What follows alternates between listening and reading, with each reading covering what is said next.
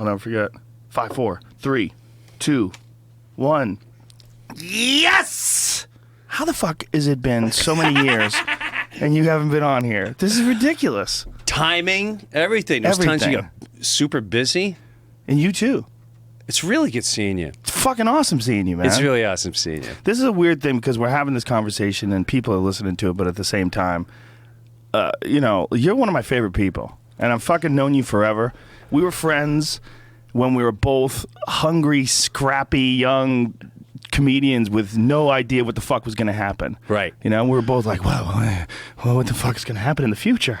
You know, that's like, there's a bond that you have with people that, like, you and I were essentially in the same place in our lives, in our same place in our comedy careers at the same time. And you know, I tell everyone, I what I liked about you, how real and honest you were. You were also like, all you want to do is play pool, which I didn't know shit about pool. And you're like, dude, it's all right, we're gonna play pool, and I would suck. And I could tell you get bored real quick, and then you go to pool halls, and you'd fucking work out. Dude, you want to go to the gym? Like, all right, we'll go to the gym, but you'd be there for like an hour and a half. And I gotta say, as I watched your whole career grow and grow and grow, I can tell when the fighting came along, the UFC. Am I wrong to say you probably were the happiest? That was not the greatest job for you ever. Because you never changed. Yeah. All I knew you as a tough guy, honest guy, played billiards, worked out. I've heard you say, dude, I'll fucking choke you out right now. Like, this guy's... Dude, we're at a craft table for a Disney show. What show is this? What was the baseball show? Oh, Hardball. That's right, dude. You were the fucking pioneer. Harvard. Dude, I have a photo of us. It's a monkey. I have a photo of us that I have to bring in. I have to bring it in. Yeah. Because I gotta find, I know exactly where I put it. I don't have to find, I know exactly. It's you and me from like 1993. We look like babies. We are babies. We look like babies. And with Ruth Ann, remember? The agent? Yes. Yeah, dude. Dude, that was a funny role. That was one of my favorite examples of a show that could have been a really funny show written by really funny guys, and the networks just jizzed all over it. They just stuck their own thumb up their ass. Just, oh, this is mine now. And they ruined it. They ruined it. Dude. But you were there at the pilot. But you're on the craft line, craft services, which to me that was the greatest part of even filming anything. I was still, this is free. Like, oh my God. So there was a guy, young fucking little guy, he probably wants to be an actor, but he's serving rice to us. And he said, he has a shirt that says, I love karate. And and here come you're all hopped up. And he goes, dude, you take karate? And the kid goes, yeah. Yeah, dude, I don't know if he said kickboxing, whatever he said. Karate sucks. It's the fucking worst. There's no way you're not mischaracterizing this conversation. No! There's no way it happened that. Like, I just walked up to a guy dealing rice and was like, dude, karate sucks. No. He had a shirt. He had a karate shirt. Right. And that was enough and you just to set me off? No. You started poking questions for him. You were, like, asking his intelligence. You said, like, hey, man, what got you into karate? And then he would go something like, I like the martial arts. And then you would say, dude, you should take this. And you'd be like, no, I think karate guy would win it. And then I saw you just like, dude, I'm telling you right now, fucking crush you. But the point of the conversation was, I just never saw anyone like you in my life.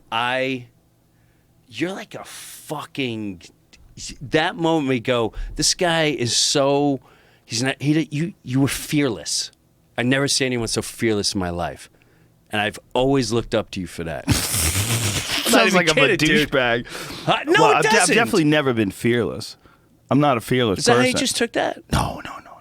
Okay. No. All right. No, not at all. I'm fucking around. But I've never been fearless. I'm scared of everything. But this is how you respond to it. It's how you respond to fear, whether or not you're scared of the unknown. Right. You know? Most people shy away from the unknown, you know? That is very true. But it's hard to get honest because sometimes there's a lot of deeper factors and there's a lot of eyes on you. You know, if like your kids' eyes are on you, you want to expose them to stuff. So it's a little like I fear being a little too honest at times. Right, I see what you're saying. But I don't know if that's right or wrong. Right, I know. Like you're kind of protecting yourself or your kids in a lot of ways from how you are, because you don't want them to kind of be as wild and crazy as you were when you were young, like with the pot thing and stuff like that. Well, like here, let me ask you this. Okay. If you're, let's see, how old you have? How old? You 3 said one? daughters. Okay. I have 3 daughters. If one daughter goes, and you could tell they're starting to kind of get into pot. Right. They want to grow faster. Well, I think you want to let them. Don't you think you were doing it when you were like 14? Yes. Yeah. 14, no. I'm going to say 17 I was a late bloomer. See, I got into it a little bit with some friends when I was like 12 and 13. Yeah. We got some pot. 12? Yeah. Wow. Yeah. But I didn't get Damn, it. that's my middle daughter. Yeah, it happens, dude. You leave them alone. Leave those little fuckers alone. They get a hold of some music. That's what it is, man. You know, with us, we would go over this fucking dude's house and we'd listen to Bad Company, and we'd get some pot. See, I was still into sports at that time, but so when I discovered it, I was into the metal. Right. So we would go in the basement and we'd turn on. But when I heard, and I don't know if that's another weird part of me. Why was I attracted to that? I heard that fast, furious, and that made me ape shit. It's great for a young guy. For a young guy, that's the music that sort of represents your hormones. You know?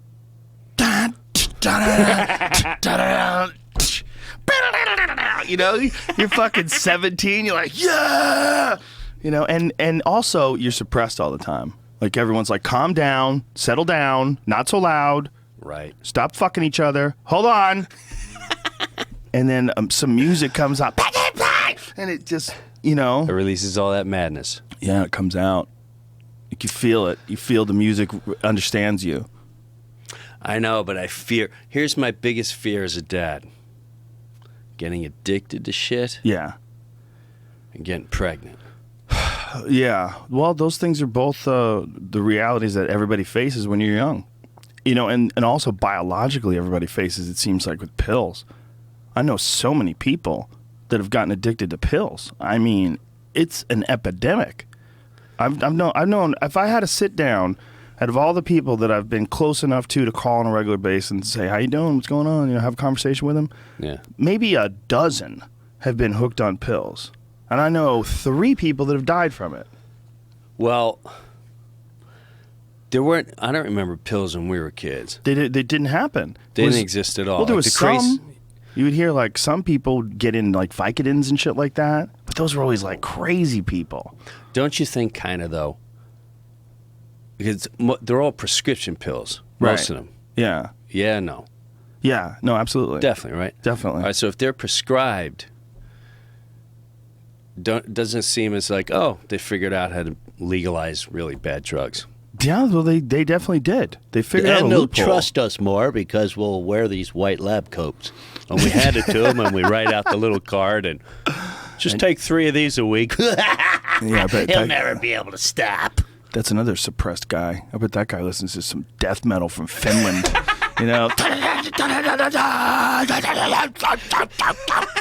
And he gets in his fucking car after selling heroin all day with a lab coat on. That's a dark Hope your way to back make a feels living. better. There was an article about this That's one messed family. up. It's insane. There was an article about this one family that has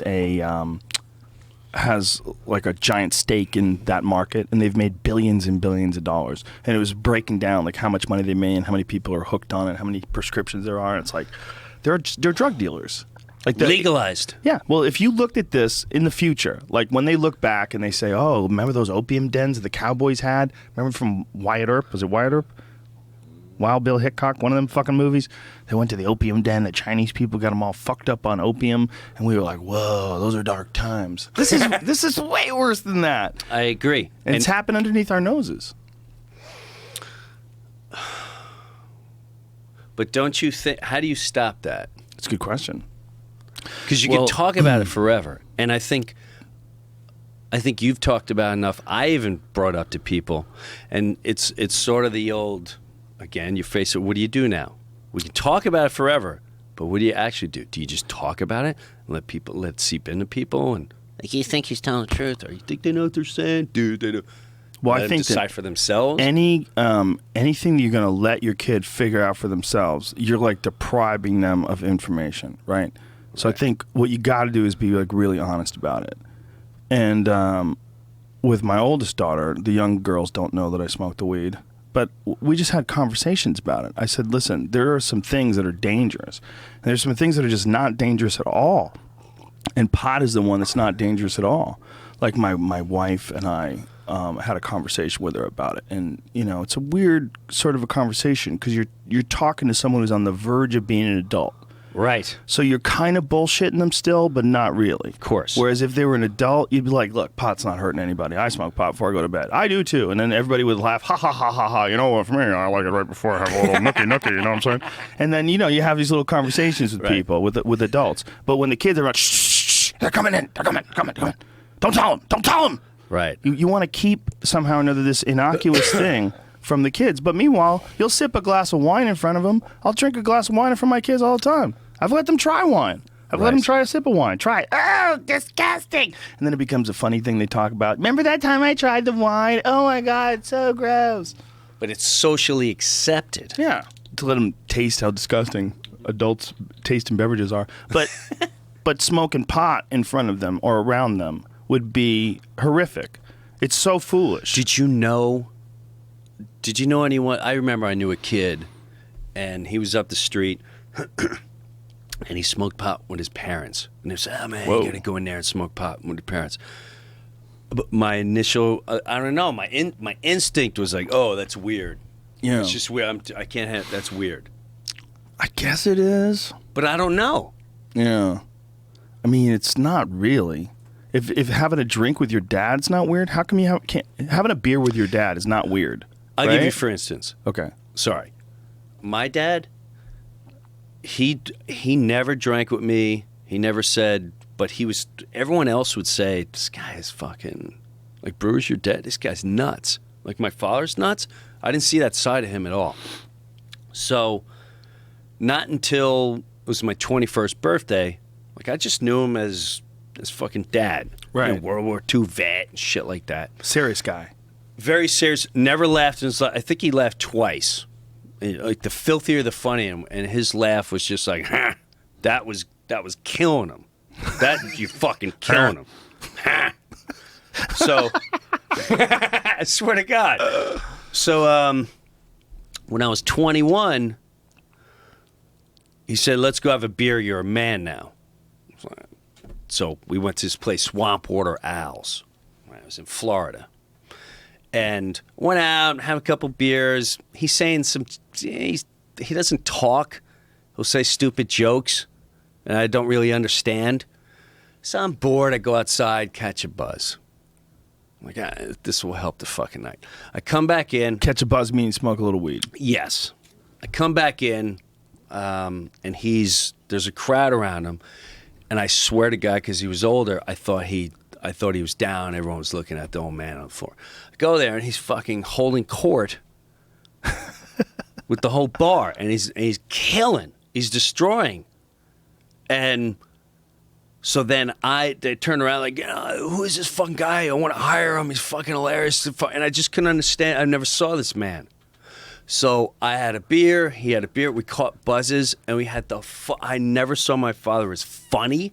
And I said, why didn't you show me this side earlier? I would hear this from all my friends. He goes, you weren't fucking ready.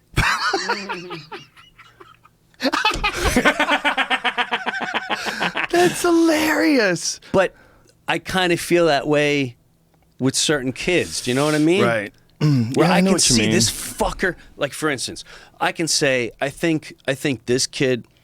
You know what? If they go in that direction, I think they'll be okay. This one, it's not so much doing it. It's this one ain't gonna stop. Yeah, they do have different personalities like that, right? Yeah, and you've seen like it's almost like I'm gonna let you out of the fence. Don't go past that fucking tree. Phew! They're in the woods. Fucker went in the woods. Did I not say don't go in the fucking? He's in the woods. Yeah. And then they come back like, oh, I'm sorry. It's. Yeah. I fear this one's gonna go. Some kids' freedom is super intoxicating. You got to wonder what it is. Is it anything that we set up in those kids when they were young? Did we suppress them too much, and so they just had this intense desire to be free? Because I think there's something to that. This desire to protect someone, it kind of backfires when you're raising kids in some ways. Because if you try to protect them too much, then they resent you, and then they push back the other way. That's why, like, girls who have, like, really strict parents when it comes to sex were always, like, the biggest freaks. Like, we all knew that, right? Catholic school girls were the biggest freaks of all time. It wasn't even close. Yeah, it was that or like a broken home. Yeah. No one's around. Yeah. I hate daddy. Well, there's always God. any negative pressure, right? Any negative comes out in one way or another. It might come out like you in humor, or it might come out in anger, it might come out in addiction. But any negative pressure that you experience as a child, whether it's bullying, going to a new neighborhood, parents break up, no attention, alcoholism in the family, whatever the fuck it is, it just finds its way to the sun. You're right. That's where all our music comes from. I mean, that's where all the best stuff comes from. It comes from some kind of pain. Some kind of like need to never feel that pain again, need to celebrate the happiness of life because you felt that pain and you understand it. Right? Isn't that what? No, it definitely How high is. am I? But no. But you try making to. sense? When did it start with you? Like, when's the first time when you saw something you went, "Oh my, whoa"? With kids? Yeah. From That you can remember. from the jump, dude. Just from the jump. Just from the time they're little tiny babies, you start looking at them and you go, these are little calculating beings. This isn't simply a baby. Like, we have these narrow classifications for human beings. Like, oh, he's an old man. He wouldn't try to fuck her. Or he's a young kid. He doesn't understand. No, they fucking understand. They understand. They just don't have all the words yet. They understand a lot more than you think they do. And they're just constantly calculating. They're constantly taking in data. They're learning. And we're still doing it, man. I mean, you and I are better at talking now in our 40s than we were in our 20s. You just brought back. I feel like I just went to therapy. This is amazing. I just found where my anger came. While you were talking, I was getting visuals and flashbacks of where it really started. I remember my sister got horrible divorce. Horrible divorce. Like she was getting hit. Oh. Right? So I just remember my mom getting those phone calls and blah, blah, blah. And, dude, it's so... No, it's not funny, but... So I remember going there.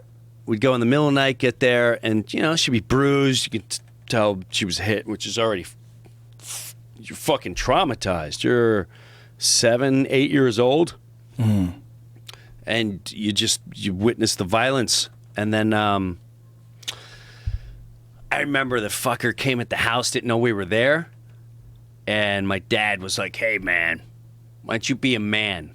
Why don't you be a man?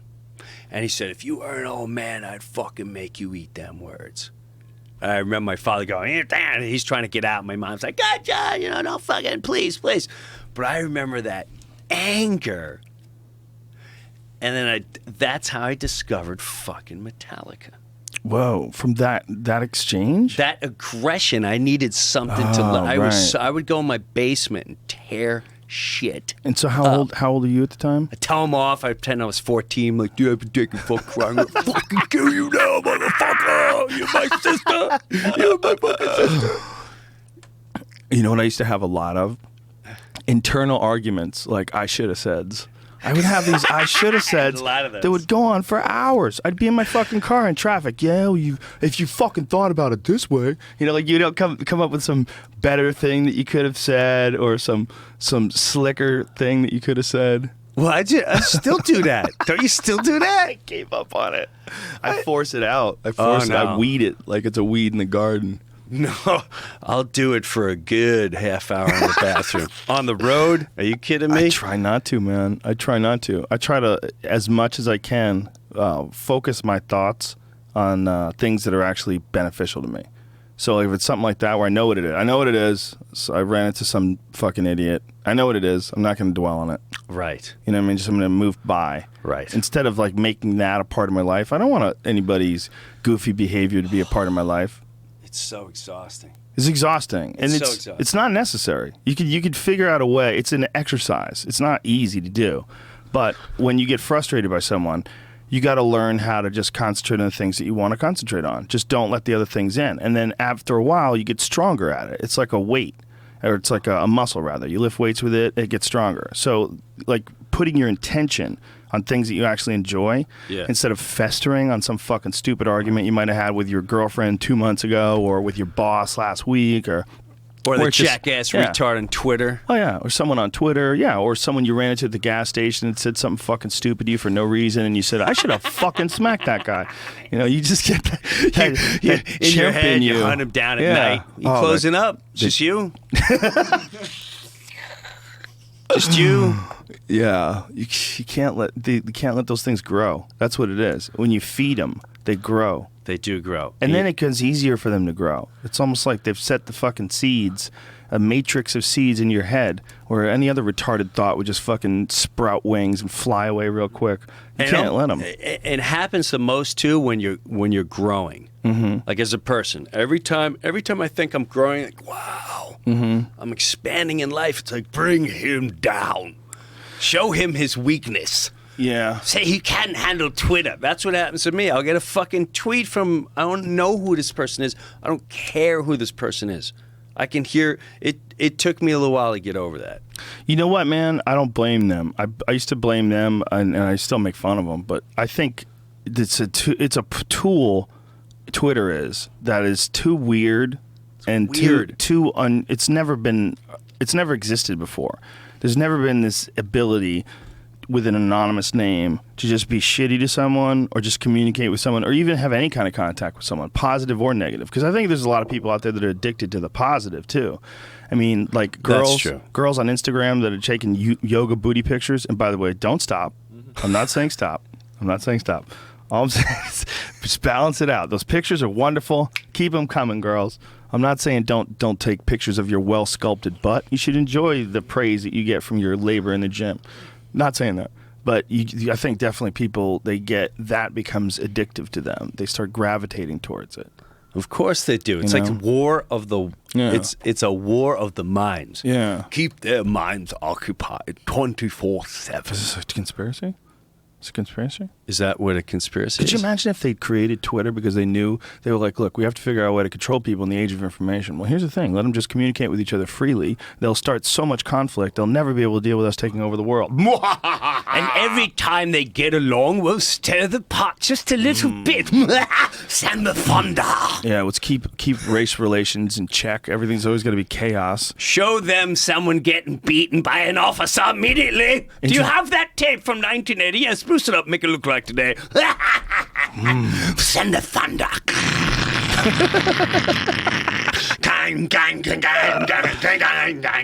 Introduce some new phrases to get them upset that mean nothing.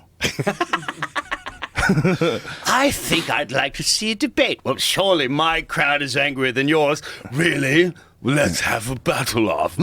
Let's limit the words they're allowed to say freely. We need more restricted words. How about retard? That's an easy one to stop. Let's get rid of retard. I always was repulsed by retard. You know what? I've always found tranny to be quite offensive. Let's make tranny on the list as well. They're not going to go for it. We're pushing too hard. They're going to push back. Oh, they'll forget immediately. Oh, really? Race war. I We'll just have a say- little quick race war. Relax. why don't we pass a bill on transgenders and put it in the limelight? Because we all know everybody talks about that every day. You know what? We can never resolve gay marriage. We need it. It's our piece. We must move it. Don't lose the queen. You lose the queen, you lose the game. That's our gay marriage is our queen on a chess table of a social construct.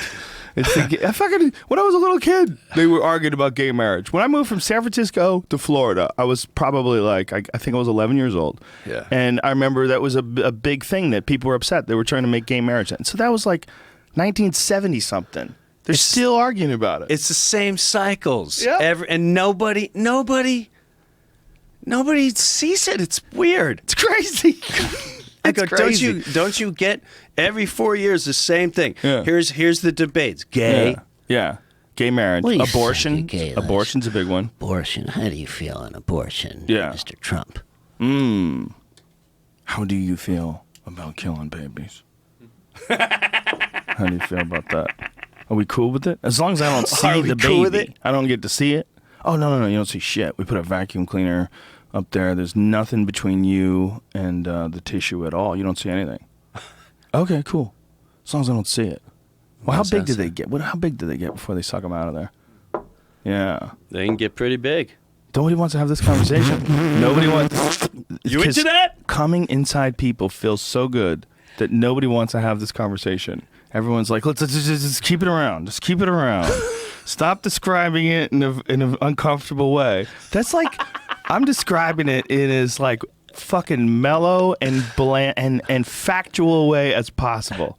And it's uncomfortable as fuck. Like what abortion actually is. And I'm not saying that you shouldn't be able to do it. I'm 100% pro-choice. I'm 100% a woman has a right to do whatever she wants with her body. And I definitely don't think a man should be able to tell you what to do with your body. 100%. But at the end of the day, that's a little baby, and you're using a vacuum to suck it out of your body. Like, it's odd.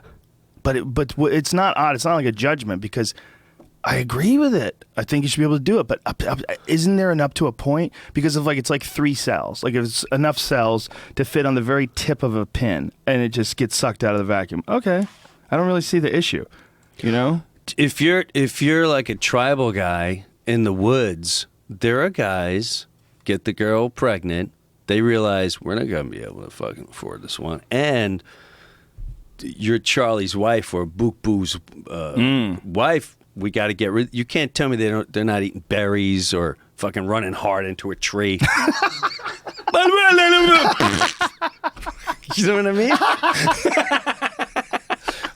They can have an abortion stump that they've sawed at a You know what I perfect mean? angle. And this is where you run if you have the cum in your body and you don't want a baby.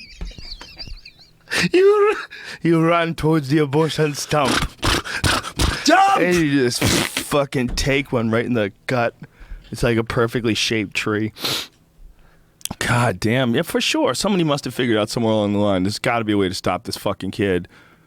But the point is, dude, your sex edge. That's if I had that as sex education in 5th grade, I would have thought everything a lot differently. If I had you come in and describe it all, listen, I know you guys getting into it, and these are the risks, and you said everything you just said, like wow. I would have changed my whole perspective on moving forward. Well, You know, put the egg shoots into the thing. That's what they teach you in yeah, school. they teach you nonsense. Coming in people feels awesome. And there's a reason for that. Nature's trying to get you to make more people because nature's still the same setup that was around when we died real young. When there wasn't that many of us. You could wipe out we were shitting in the street. So people were getting plague. They'd have rats that would carry these diseases and fleas and ticks. We're not that far. We're only like a gene off from tossing our own feces. Yeah. A gene off. Yeah. That's so why we have to come a lot.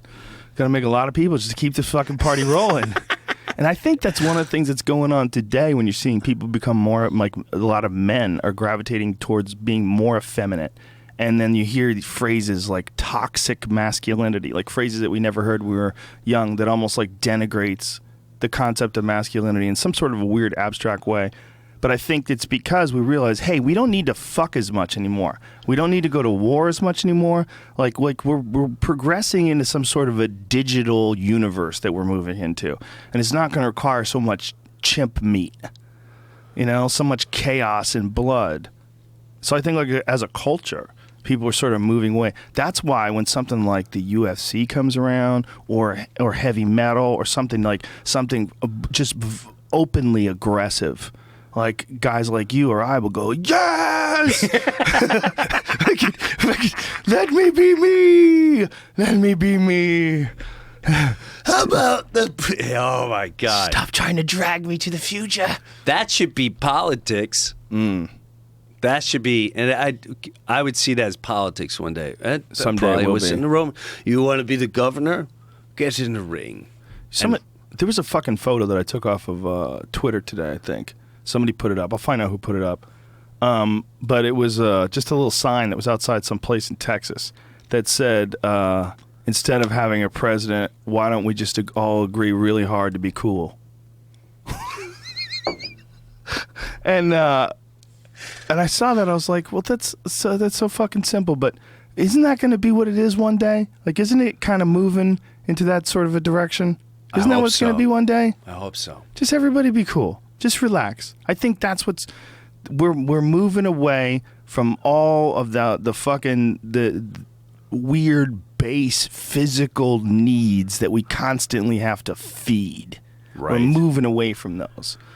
But don't you think whoever is aware of that anticipates that, and they're already counteracting? You mean the powers that be? The powers that be. The evil cabal of geniuses sitting in an old room. You know what I with mean? Books, leather-bound books on the wall.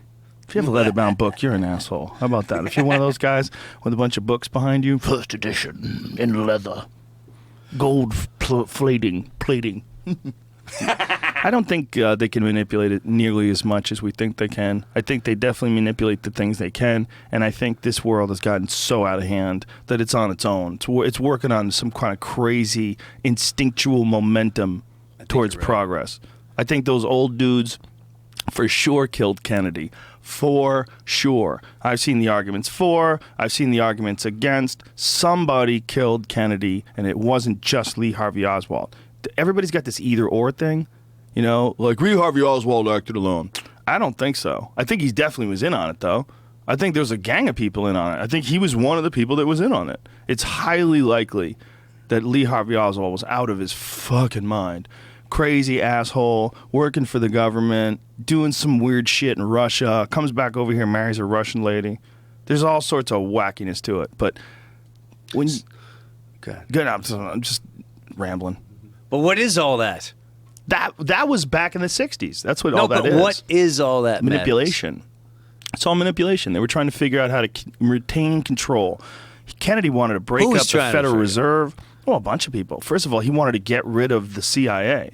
He wanted to get rid of the NSA. He wanted to get rid of a bunch of agencies, either the CIA or the NSA. One of those he wanted to dissolve. He wanted to get rid of the Internal Revenue Service. He wanted to get rid of the Federal Bank. Like, Kennedy had some radical ideas. He wanted to change a lot of things about the way the world was. And he also wanted pussy en masse. Did you ever read? No one ever heard. Did you ever hear the whole speech? Which of that, one? The famous one he did. It's always the end. Ask not, that thing. But did you ever hear the whole speech? No. I'm sure I did, but It's I don't everything remember what it. you're saying. He was a bad motherfucker, dude. He He a bad literally was saying, motherfucker. hey, listen, there's enough means we can all get along. Oh, Jesus, we have a fucking hippie on. Did you ever hear the stuff that he said about secret societies? No. Dude, play this, because this I is get bananas. exhausted from that stuff. I know. I'm not saying I You can. No, look, I've believe or don't my believe. friend Eddie Bravo, who I love to death, he loves every single one of them. Every conspiracy that comes along, he dives into it. Fucking hook, line, sinker. He loves them. I They're love fun. them too. They're fun, They man. are fun. They're fun. Because at the end of the day, I just got my little house and my little lawn and... Dude, Vince Foster, look it up. Did you ever hear about that guy who was running drugs through Mena, Arkansas? Yeah, he was in that movie. Yeah. They were dropping coke out of planes. His name was Barry Seals. He was working for the CIA, dropping coke out of planes. And they caught these kids, found it. They killed the kids. Was that the game show guy? No, Remember the game show. Who was the game show? Oh, yeah. The Gong Don Show. Barris. Yeah. Yes. No, Don Barris is our friend. It's not. What was his name? Didn't they make a movie about that guy? Yeah, Chuck Barris. Chuck Barris. Yeah, it was kind of like a fake movie, Right. like pretending that he was Yeah. a hitman or something. Yeah. I fell asleep watching it once. It's one of those movies. See, now I would get exhausted with this talk. It used Yeah. to be really, really Paranoid. Hey, listen. not paranoid. Just you go. What do you do about all that? It's Then what the do you, how do you shorter continue? version of Okay, a longer speech, but Good, perfect. The shorter version won't want to hear. I know it's exhausting, dude. This will exhaust the shit out of you. Ladies and gentlemen, the very word secrecy is repugnant in a free and open society. And we are, as a people, inherently and historically opposed to secret societies, to secret oaths, and to secret proceedings. We decided long ago that the dangers of excessive and unwarranted concealment of pertinent facts far outweighed the dangers which are cited to justify it. Even today, there is little value in opposing the threat of a closed society by imitating its arbitrary restrictions. Even today, there is little value in ensuring the survival of our nation if our traditions do not survive with it. And there is very grave danger that an announced need for increased security will be seized upon by those anxious to expand its meaning to the very limits of official censorship and concealment. That I do not intend to permit to the extent that it's in my control. And no official of my administration, whether his rank is high or low, civilian or military, should interpret my words here tonight as an excuse to censor the news, to stifle dissent, to cover up our mistakes, or to withhold from the press and the public the facts they deserve to know. For we are opposed around the world by a monolithic and ruthless conspiracy that relies primarily on covert means for expanding its sphere of influence, on infiltration instead of invasion, on subversion instead of elections, on intimidation instead of free choice, on guerrillas by night instead of armies by day. It is a system which has conscripted vast human and material resources into the building of a tightly knit, highly efficient machine that combines military, diplomatic, intelligence, economic, scientific, and political. He was a bad operations. motherfucker. We could just listen to that whole speech and just bail on this podcast. But what does everyone give the trophy to? What does it say on every poster? What is he most famous for? Not that's all they took was that last end of the speech. It was an ask Yeah. not. Right. What your country can And you do for didn't. Who? That all should have been on there. So that is also a part of the same speech? Is that the same speech? Or am I, Well, either I way, am it's the partly same- retarded. I'm Either not way, going to it's- act like I'm a historian here. It is the same guy who said that, and you never hear that speech. That's what I'm but you always saying. hear the other part. Yeah. How come you never heard that? That Yeah. That's the sickest speech I've ever heard by any president. Ever. Yeah. Then again, I don't listen to any of them. I'm 2 minutes in, I'm out. Well, it's hard to listen to them because you know it's horseshit. It's horse shit. And they all talk like presidents. You know what I'm saying? Like, they don't just talk to you. They all talk to you in this, like, there's like a pattern they're locked into that you can't read. When someone talks to you as if you were a person in the audience. You know, Right. you know what I mean? Like, there's a pattern in the way he's talking. Mm-hmm. They don't reveal much about their actual emotions. They put on a mask. When you do a speech like a politician, you're putting on a verbal mask, and you're not allowing people to see much of you. That's why when we see a little bit, you know, like when Hillary Clinton shrieks, and people like, why is everybody concentrating on that? Because you're getting to see a little bit of her. We see a little bit of her through the mask. Right. She's got this 2-inch thick political mask that she's put. It's coats of paint that have now hit 2 inches thick from all the years of doing this. So when you hear a shriek, It's no different than if you watch a third grader in a play. right? When those kids come out, it's the same monotone. Yeah, they don't know their lines. They don't care about their lines. When I watch the politicians talk, it's no different or it's more fucking painful to watch that than my third graders horrifying play every single year they do. Well, that's one of the things that bummed me out the most about Obama. When I first saw him, when he was first in office, when he was first running for president, I was like, this guy's going to be like a new Kennedy. Like, this guy's going to be like this guy who changes everything with the way he talks and the policies that he creates. He's a young, articulate, I mean, he's essentially close to our age. He's like 3 years older than us. He grew up in our age. He grew up in our era. But don't you think he's put in that situation somewhere along the line? They're like, listen, you had a nice, you're going to have a nice little run here, but there's some other rules you need to abide by. You understand? I like how you say that with a Southern accent. Well, I Southerners don't are know like why I shit? pitched Southern. It sounded scarier. Bet meaner.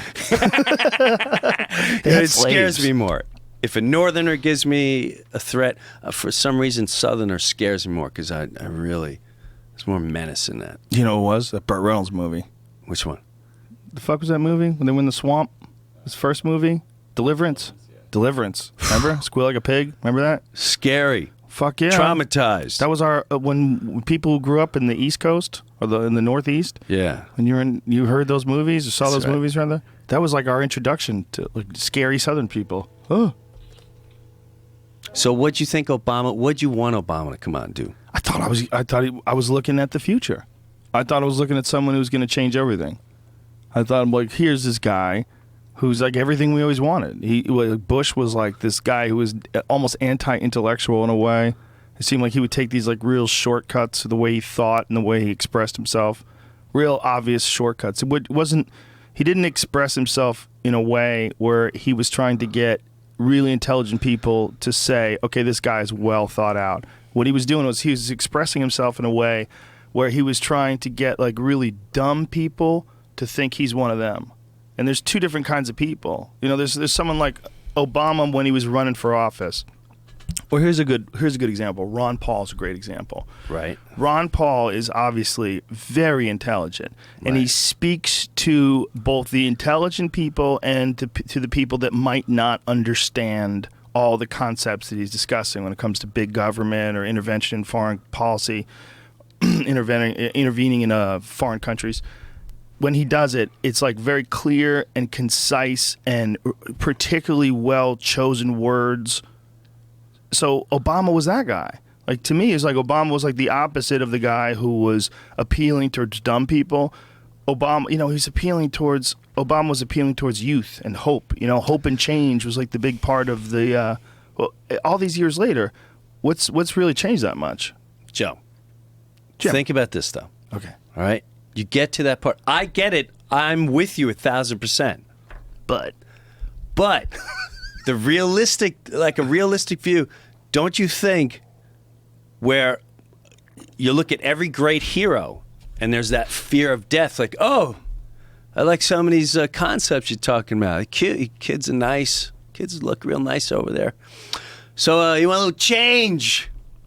It's awesome. Let me show you a little video of Mr. Kennedy's. The last guy had that big, dumb fucking speech. you Remember remember that? John Lennon? Wasn't he cute? Huh? do you think they killed John Imagine, Lennon? oh, they send out a wacko. Oh, fucking wacko, son of a bitch. But isn't it more likely that people are obsessed with John Lennon because he's an Could be. amazing artist? Yes, could be. Like that little girl that got shot in Florida last week. Horrifying. Horrifying. But do you think that she was a part of the Illuminati? Was there like some No. sort of a plan to stop her and her message of freedom? Or was it just a I didn't crazy know anything fuck that was in about love her. with her? Just a young girl who was a singer. I went for But what I'm crazy saying fuck. yeah, most likely. It But could be crazy fuck. I know that. a lot of crazy fucks. I'm just saying, I I think everyone wanted that from any politician. Right. But the minute that politician, you can't deny that the first guy that actually has free reign, and he faked everyone out, and he got to that point, it's got to be nearly impossible to go, listen, if they shut off the phone, if they shut all communication down right now, it's because they don't like what I'm saying. Boom. Until you have that brutal honesty, Could you imagine you're if never going to Obama have that did hero. Imagine No, if he got he out did of it, office. the What whole if he world gets would have out of changed. office? What if he gets out of office and tells everybody exactly what the fuck happened? Why didn't he say that when he was president? Because they would kill his kids. Oh, no, one's very sick. This is terrible. The government, they're watching. They're listening to everything we say. The NSA, they recorded it. Isn't that really funny? They're bored bunker. watching me. Yeah. What are you going to do? They're really bored watching me. Here he goes again, another fucking speech to a 17-year-old. This is another thing. People think that there's this like gigantic conspiracy to watch over everybody. And I'm going to bring up the guy who broke into the White House. You know There the could story be a about the guy who broke into the conspiracy White to House? listen. No. The guy who broke into the White House got arrested a couple months before. You know, only 2 people have ever broken into the White House. I do remember this. One was from like 1912. A guy broke in. They tackled him quick. This one was from a year and a half ago. And the guy who broke in, he got arrested. I think it was in September, but he got pulled over in July with 4 rifles, 2 handguns, and a fucking machete in his car, plus a map of Washington with an X where the fucking White House is. So he gets pulled over with that 2 months before he winds up breaking into the White House. Like, this is how poorly they're watching us. Like, this idea that there's a bunch of evil geniuses that are watching 300 million people's every move. It's ridiculous. They can't watch anything. There's not enough people. And the people that are watching, they don't give a fuck. They want to go home. Right. You're right. The guy broke into the White House, and one of the things that he was doing, he ran across the lawn, and the guy who was supposed to be watching the dogs took his earpiece out because he was talking to his girlfriend on the cell phone. Wow. He had a second radio. They keep a backup radio. He forgot that in his locker. This is the kind of people that are guarding the world. So, like, this idea that there's, like, these super geniuses that are in control of every move and they hired a hitman and hypnotized him Manchurian Candidate style. No. Where were you? I was talking to my girlfriend. Do you know how hard it would be to talk someone into killing someone for you and then getting shot and killed themselves or getting locked up in jail for the rest of their life? Do you know how fucking hard that would be? Really hard. It would be almost impossible to count on that guy to pulling it off, too. Like, because you would have to get someone who's probably never killed somebody before. And that's going to be their first killing? You're going to go kill John Lennon and then get locked up in jail for the rest of your life? You convinced this guy's going to do this? Like, how are you going to get this guy to do this? Most of them are going to fuck it up. Like, where are all the fuck-ups? You know, how come a bunch of people haven't fucked up and missed and not pulled it off? No, they're always successful because they're just fucking crazy people. They're just fucking crazy people. I agree. For all those ones that we think there's some grand conspiracy, it's much more likely that people are retarded. Way more. Could be. But there's a few fucking real ones, like that Kennedy speech where he must have known. He was in deep. He must have known. He knew about Skull and Bones and all those crazy little fraternities that those guys belonged to where they'd fuck each other and take Polaroids and blackmail each other for the rest of their lives. If we don't go to war with Libya, a certain cache of photos will be released to the press. You know? Right? It's really that simple. Probably. Yeah. Probably compromise them when they're young in some sort of a weird way to get them to do gay stuff. Probably, right? I mean, look, I have no clue. If you were running like one of those Yale clubs, Yeah. that's the best way to shut them all up. But what do you... Well, of course. Yeah, get some gay porn on them. Right? Of course. And then start 16 your own millimeter. religion. 16 millimeter in some dark dungeon in Connecticut. This is you, right, Charlie? Yeah, they got the fraternity logo on. What's the Skull and Bones logo look like? Something fucking cool. Something death metal. Maybe even all the Skull and Bones shit came out of the same pressure. You know, you think Could about have it. been. All those rich guys with their rich fucking dads who aren't paying attention to them and they're going to boarding schools. Hey, oh, look at it. Ooh. You can't, whatever you do, don't make a T-shirt with that on it, with your name on it. People would be so upset. Like, So "You're what part is... of I don't the even know what this Illuminati, is. What man." is this?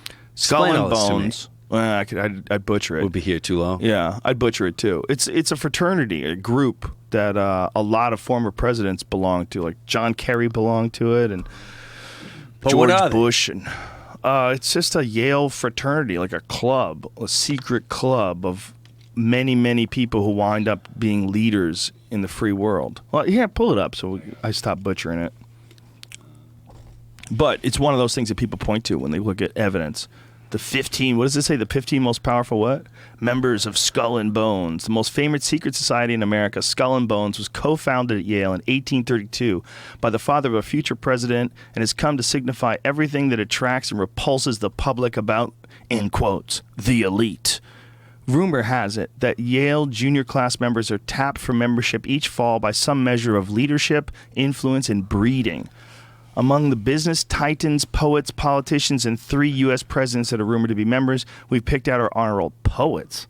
What fucking poets? What? They're talking out of their ass. That's one of those things that sounds good.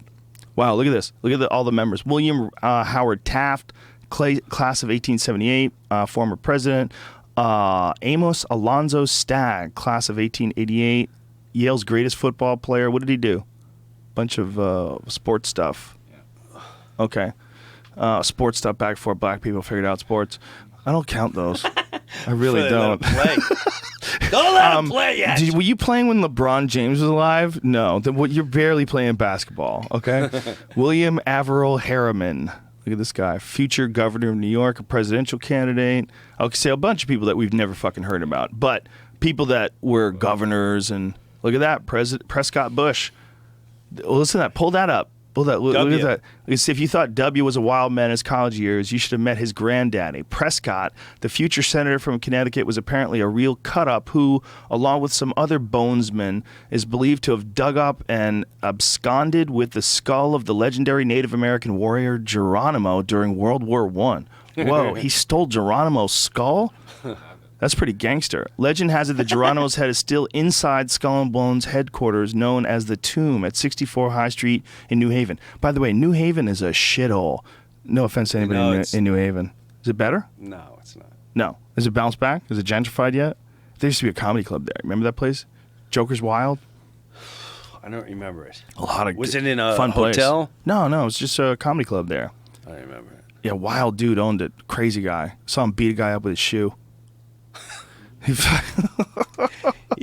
beat a guy up with a shoe? Yeah, some guy was talking shit. I forget what happened. I forget what caused the fight because I was on stage.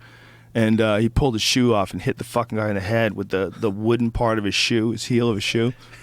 Yeah, so I don't know what the guy did to him. The guy must have hit him or something. But he was a wild man. But that whole area was like super sketchy. Like driving around to the club. It was a little dark and creepy. Mm. It was borderline like Sketchy. Yeah. It's weird that Skull and Bones is there. I don't know. You scared? No, I'm not scared. It scared the shit out of me, man. What did? Prescott Bush That? character. He Yeah. scares you? It scares. It's Darth Vader. Dun dun dun dun dun dun dun. You know what's interesting? They talked us into believing that George Bush was from Texas. Where is he from? Connecticut. How about that? Maine and Connecticut. His dad was from Maine, right? Didn't they grow up in Maine? Pretty sure. Right? They're both on this list. I was just trying to see if it said. Yeah, no, there's a gang of people on that list that wound up being president. Just stop and think about how crazy that is. Bunch of people who wound up being president. They're all you get from to some- vote. Yeah, well, You get to vote. you get to vote. Yeah. Do you think that maybe they hired Donald Trump to just act like a total, complete shithead because they knew there were so many Republicans that are shitheads, they could just get him to the podium and then he would crumble under the weight of Hillary Clinton. It's the greatest professional wrestling act ever. Ever, It really is. I'm gonna build walls. How many shirts have we sold? 14, 15 billion. The extra larges are flying off the shelves. The wall just got 10 foot bigger. That's what I said. That's what I told him. He's Even his delivery's very pro wrestling. His delivery's super pro wrestling. he's professional. Fuck it. It's brilliant. Let's It's watch that wall brilliant. speech. Let's watch the part where he says the wall just got 10 feet bigger. Because it is a guy in a movie. Don't we want to make America great again? USA! The Look at this. president of Mexico said they will not, under any circumstances. He's more over pay the top for than wall. you. What is your comment? I said the wall just got 10 feet higher. Look at that guy behind him. Pause for a second. That guy behind him, that silly man, right to he whistling with right his to teeth? look, we're looking at him on the left. That guy, the guy right over his right shoulder. Okay. That guy. Yeah. See that guy? Yeah. That guy's a problem. Because guys like that, they're not supposed to make it this far. They're supposed to have been Right. eaten by wolves a long time ago. They're supposed to be like that guy that keeps surviving in Game of Thrones. It's with the wildling lady. But that guy's more badass. 'Cause he keeps figuring out a way to survive. But this guy, there was a Duncan Trussell podcast he did recently with Tim Heidecker. And Tim Heidecker, who's from Tim and Eric, hilarious, amazing guy. He nailed it. And one of the things that he said that just really resonated in my head is he said, there's always been this desire that people have to identify with the strong man and to give in, to submit to the strong man. And that's what he is. He's this strong, super confident man. And that guy over his shoulder is the kind of guy that looks like, probably a nice guy, probably a sweetheart. Maybe he eats a little more than he should and doesn't go to the gym when he should, and alarm clock goes up. It's hard for him to get motivated. So he doesn't have a lot of get up and go. And he looks at this fucking Trump guy with his orange skin and his crazy hair. Make your And hair like Kennedy. could you imagine giving that dude a pot cookie and a mirror and go, hey, bro, what's going on up here? What is this? What's going on? What are you doing? This is madness. Like, you're better off having bald spots than that. If you have, you just go like short trimmed hair with some bald spots. Like, that's way more gangster than what you're doing. Like, what you're doing is kind of crazy. Like, no one's saying anything. hair does not look like that. It just doesn't look like that ever in the wild. And In the wild. it just like what you've done is you've used some sort of chemicals to concoct something. Like, you've concocted this resemblance of what your hair used to look like. And his face, is it really that? Is that the lighting, or is that No, the he's screen? orange, or is he bro. really that red and orange? They do him up. He's got some people that do him up, and the kind of people that do him up are probably like the kind of people that really like him, and they kind of like some orange skin. They want to fight. Well, it's war paint. They want to fight. It is. It's white people war paint. Make me redder. But why doesn't he do the under eyes? Like, if you're gonna do your face like that, do you think he wears like giant goggles when he gets in the tanning booth? Is that what's going on? Like, why are his eyes so white? Why is eyes just white? Surely he knows what he looks like, right? But then has to. But then you look at his hair and you go, well, why is he doing that then? Why doesn't he just Jason Statham it? He just he just watched Fox News and just went, okay, these guys need a hero. I think he's just got an extraordinary sense of confidence in some weird way. People are attracted to confidence. Yeah, well, that's what Heidecker was saying. Heidecker was saying that this desire to submit to the strong man is like what's going on here. And I'm like, God, I bet that's right. I bet that's a lot of it. Because we've been talking about these guys that campaign for him, like how excited they are. I didn't know if it was right. I don't follow politics at all, so I apologize. Me I don't read neither. papers. I just turned off a while ago. But just from sitting back and watching, he was the only guy, and I don't know if it was planned that way or, like I said, it's professional wrestling. Like, here's what's going to happen. Yeah. You're going to go here, and then you're going to bow out. Oh, why do I have to fight in this fucking 20 business? You're going to bow out. The Poles love him. Now stop it. I'll put you back in a fucking office where you... All right, I'm just saying. He's pissed now. He's been in government 15 fucking years because he would go up on the podium and the only thing what people responded to, he would call people out and people loved that. They already give that to you 24/7 shows like Kardashians and all that. It's a Twitter, insult. That's the new fucking little guy's power. Fucking, Yeah. He gets up there, he insults people. I'm calling you out, CBS. He does. Went after Megyn you're Kelly. a jerk and you know it. Be like, I've never seen him. He's not a politician.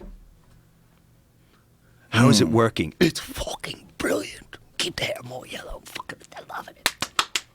Get that shot. Get the lighting going. Script, get his fucking lines. What's going on there, Jamie? Sorry, I go too far out? No, you're perfect. I know. Yeah, you've got it nailed. I mean, that is a guy who's a manager in a pro wrestling show.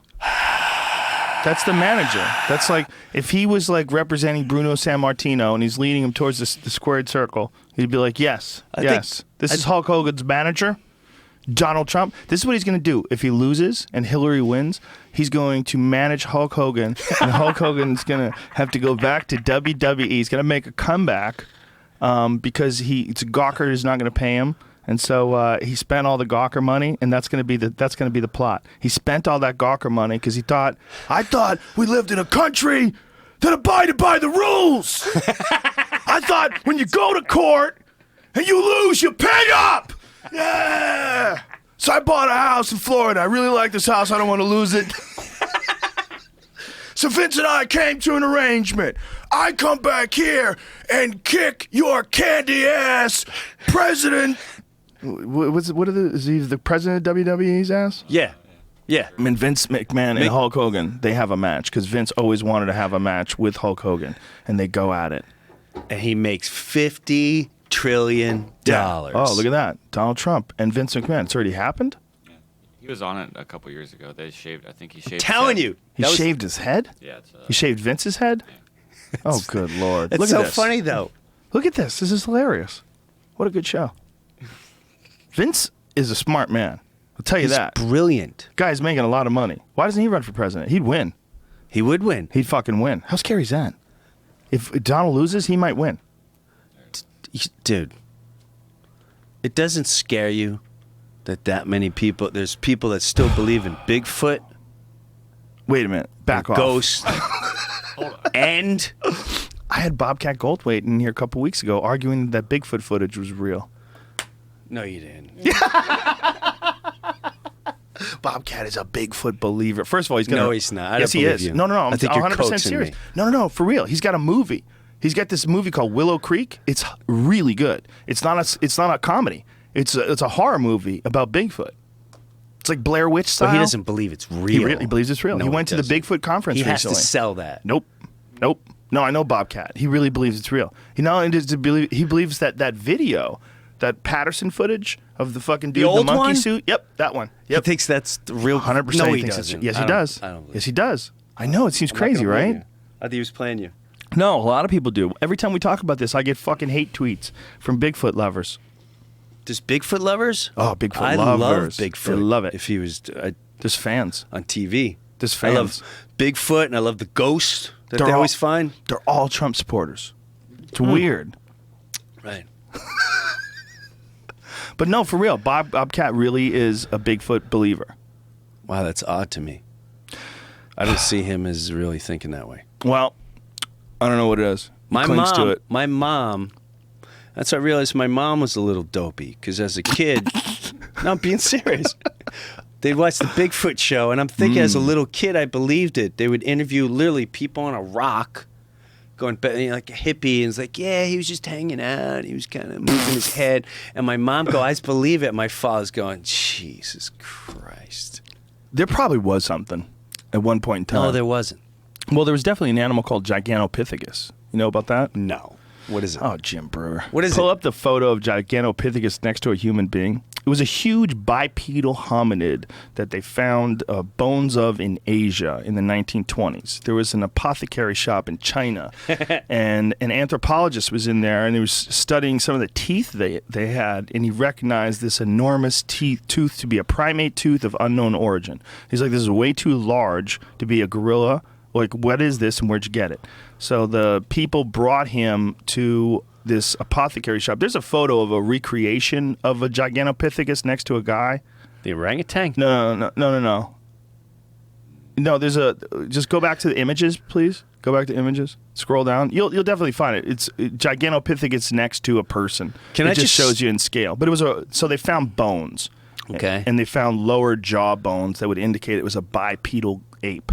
Okay. So I guess it's the position of the jaw is different if you're on all fours than if you stand up. So that's it right there. All right. So this thing lived as recently as 100,000 years ago, and maybe more soon. But this is like they didn't even know about it until 1920 when they got these bones. So in 1920 they had those bones. And they had them once carbon dating was invented. They dated those bones to 100,000 years ago. So that was a real animal. Can I just tell you, if you need to change the whole edge. I would go to school every day if this was school. Now, as a kid, You would learn about Bigfoot and weed. everything. No, we went and all over the jujitsu. place. No, everywhere we went today, we just sat there like, yeah, dude, fucking, no, I'm not coming. I'm going back to school tomorrow. Well, there's cool shit to learn, man. This is cool shit. Like, this is cool anthropology. I'm not It's sure if I'd buy fascinating. it though because Oh, you have to. yeah, but dude, listen, That's a don't real have animal. to. Well, that's a 100% confirmed animal. But how's it confirmed? They just found it. Who found it? Archaeologists. They dug up, and anthropologists. They studied these bones. Listen, we're getting $400,000 this year in funds. If we don't find a goddamn tooth or something, we gotta find. Well, I dug every fucking place we can, Charlie. There's a place I know. It's not a Interesting. conspiracy. Interesting. It's just another way to get money. Yeah, but they have the bones. You can go see the bones, and other anthropologists study we the bones. found the bones. And get the guy with the white coat. We approximately say that I would say estimated 13,000 possibly. Sorry, that's it. 130,000 years ago. This thing roamed the earth. Oh, wow, this fucking up. Today and put it out in the real special ones. Time magazine and the what's it called? What was the fucking monkey called? And the Gigantopithecus. Gigantopithecus just discovered. Read all about it and pay $10, you dumb motherfuckers. But why is that any weirder than a gorilla? A gorilla I can see, and we physically can see it. That's Yeah, all. but almost not. You know, they didn't even know mountain gorillas existed until the 20th century. because white people never went that way. Yeah, exactly. When they first got photos of mountain gorillas, they were like, what in the fuck? Yeah. They're like, these are real? 1920s? Yeah. Find out when they first discovered the mountain gorilla. I want to say it was the early 1900s. And, that's an animal that we just take for granted is definitely being real. There's a lot of those, Jim. There's I know. a lot of those. There's a guy who's been dedicating his entire life to trying to find a giant sloth in the Amazon. This guy is convinced that the giant sloths in the Amazon still live. Mountain gorilla was first discovered by a German officer in 1902. 1902. Captain Robert von Beringe. Prior to this time, only lowland gorillas were known to exist. The mountain gorilla subspecies is derived from the Captain Robert von Beringe's last name, Gorilla Beringe. What is that? Gorilla Beringe? That's his name? Robert von Beringe. Why do they have to have it twice? Gorilla Beringe? What's around in 1902? Like, what's Not going a lot. on? Not a lot. Photos are only 40 years old. Think of that. Before that, they were drawing shit. That's how crazy that is. Like sticks Yeah. and drawing and... Well, I mean, painting. I mean, Michelangelo and all that shit was before that. But that was how you got images back then. You had to paint them. I mean, we take photographs for granted so much. We don't realize that the photograph was invented in the 1800s. I mean, that's not that long ago. All right. Now, why was this guy even... Think about this. 1800s. Mm-hmm. You don't really have great shoot. Why are you just going up in an area why there's... Because he's nowhere near from Africa. Where was the guy from? Well, there was a lot of explorers back there in Africa because they had found it and they started to colonize certain aspects of Africa. Like they colonized South Africa, which is why they all Which is have a that- nice word for enslaving. Yeah, the Dutch came to Africa and they enslaved people and they made these settlements and they tried to make settlements in the Congo itself, but the jungle just swallowed everything. Always. They would spend all this money and have boats go down there and they built these beautiful mansions in the Congo, but the Congo always ate it up. It's just too wild. They couldn't tame the Congo. They thought they were going to go there and figure out how to tame that thing. Teach them all about Noah's Ark and things like that in their ABCs. And They just couldn't I'll come survive. back in 6 months. You couldn't survive in the jungle itself. Like the jungle itself was just so fucking wild. There's no taming the Congo. Like you would have to have like a full-scale Western invasion to tame the Congo. We would have to clear cut and start chopping down giant swaths of the forest and putting up malls and blowing coal into the air and lighting everything on fire, and we still wouldn't win. It's just too much of it. It's too big. It's too They get big all and too those crazy. shows. The Congo gets all the shows? No, what's those shows where they throw you out there, try to survive? Oh, Naked and Afraid? They don't go to the Congo. They don't go to Congo. It's the one place they haven't been yet. You ain't gonna make it, bitch. We don't have enough insurance to cover you in Congo. Naked and Afraid means eaten. You get eaten. But can you imagine? It's 1902. Think of everything you've seen in your life at that moment. Yeah. Right? It's not a whole lot to see. Right. And you're going up the mountains, and surely there was a tribe guy or something that was like, "Bada-bada-boo," Yeah. give him that little term like, "Don't go up there." He didn't know what he was saying. He finally go up there. Imagine first time encountering a gorilla. Jesus. You've never seen anything like that in your life. Is that a fucking human? What the fuck is that? Yeah. I've seen maybe a hippo. Is that a hippo? Like, can you imagine just squaring off? And if that thing, you ever see like when a gorilla charges? Jesus. And that guy, I would have flipped out. Yeah, imagine being in a time when there was no photographs and visiting the jungle in Africa and seeing all the wildlife. Seeing a lion. See the fucking lion. And what are you in that's going to protect you from it? A lot of guys had been eaten. Who is this, Jamie? Supposedly the picture, I was just reading a story about when they found it. This is like his encounter. The first one they shot? Yeah, they found him going up a volcano or something, it said. A group Wow. of them, and they were tracking him, and it took them hours to even find it. And a hyena ate half the body by the time they got some of it or something. Whoa. This is a picture. A So they hyena shot the ate half gorilla? the body by the time they got to it? Yeah, I'm not quite. They said they shot two. They killed two. They shot two. I'm not sure of how they killed it. It didn't say, but they retrieved it by rope, and they found it. It was about 200 pounds. The one they found. Dude, Africa is still crazy. Have you been It's there? No. I was going to go to Tanzania this summer, but I heard that you have to take all kinds of crazy shots. No. You take, Malaria shots? I think you take 2 shots. Yeah, you but can for take kids? Yeah. Did you take your kids to Africa? Yeah. Did you? Yeah. Where'd you guys go? Tanzania. Did you? Yeah, it was sick. Was it? Dude, it's there. You can follow. There's a tribe there that you can follow for like 2-3 days. They take you hunting. Yes, it's crazy. There was a part of it I got really spooked out because the guy we were with, who just has a spear, he's just sitting there with a spear. And he's like, stay here, and he was going after some little animal. And it was just me and my daughter. I'm like, oh my god, What? do we? Yeah, You're In the spear hunting afternoon. with an African? Yes. Did you And ever think of that? Like, here I No. am from Florida. Now I'm spear hunting with some African dude and my kid? No. What the fuck, man? It was weird, but it was awesome. It was Wow. really awesome. You should go on it. I You'd should. lose your mind. No, I should. I have a friend who went there, and he was on a hunting trip, and poachers were in the area, and when they see poachers, they just start shooting at them. Shooting at the poachers. Just shooting at them. Yeah. And he's like, you have to shoot them when you see them because they will shoot you and they will kill you. And they were getting shot at by poachers. I'm like, so you were in a gunfight Yeah. with poachers. Yeah, because they want that tusk. And they didn't kill anybody. It's not even tusk. A lot of it is just meat. It's like these people are just starving to death. It's crazy. Like, Is that who's coming in to get oh, it? there's all sorts of different variables. You got people that are poaching for like rhino horns Right. and their ivory tusks and stuff like that. 'Cause that's all you really hear Yeah. about. But then you got people that are poaching just for meat. They go on someone's private land and they kill the animals and they call them a poacher. What they really are is just fucking poor people. That's it.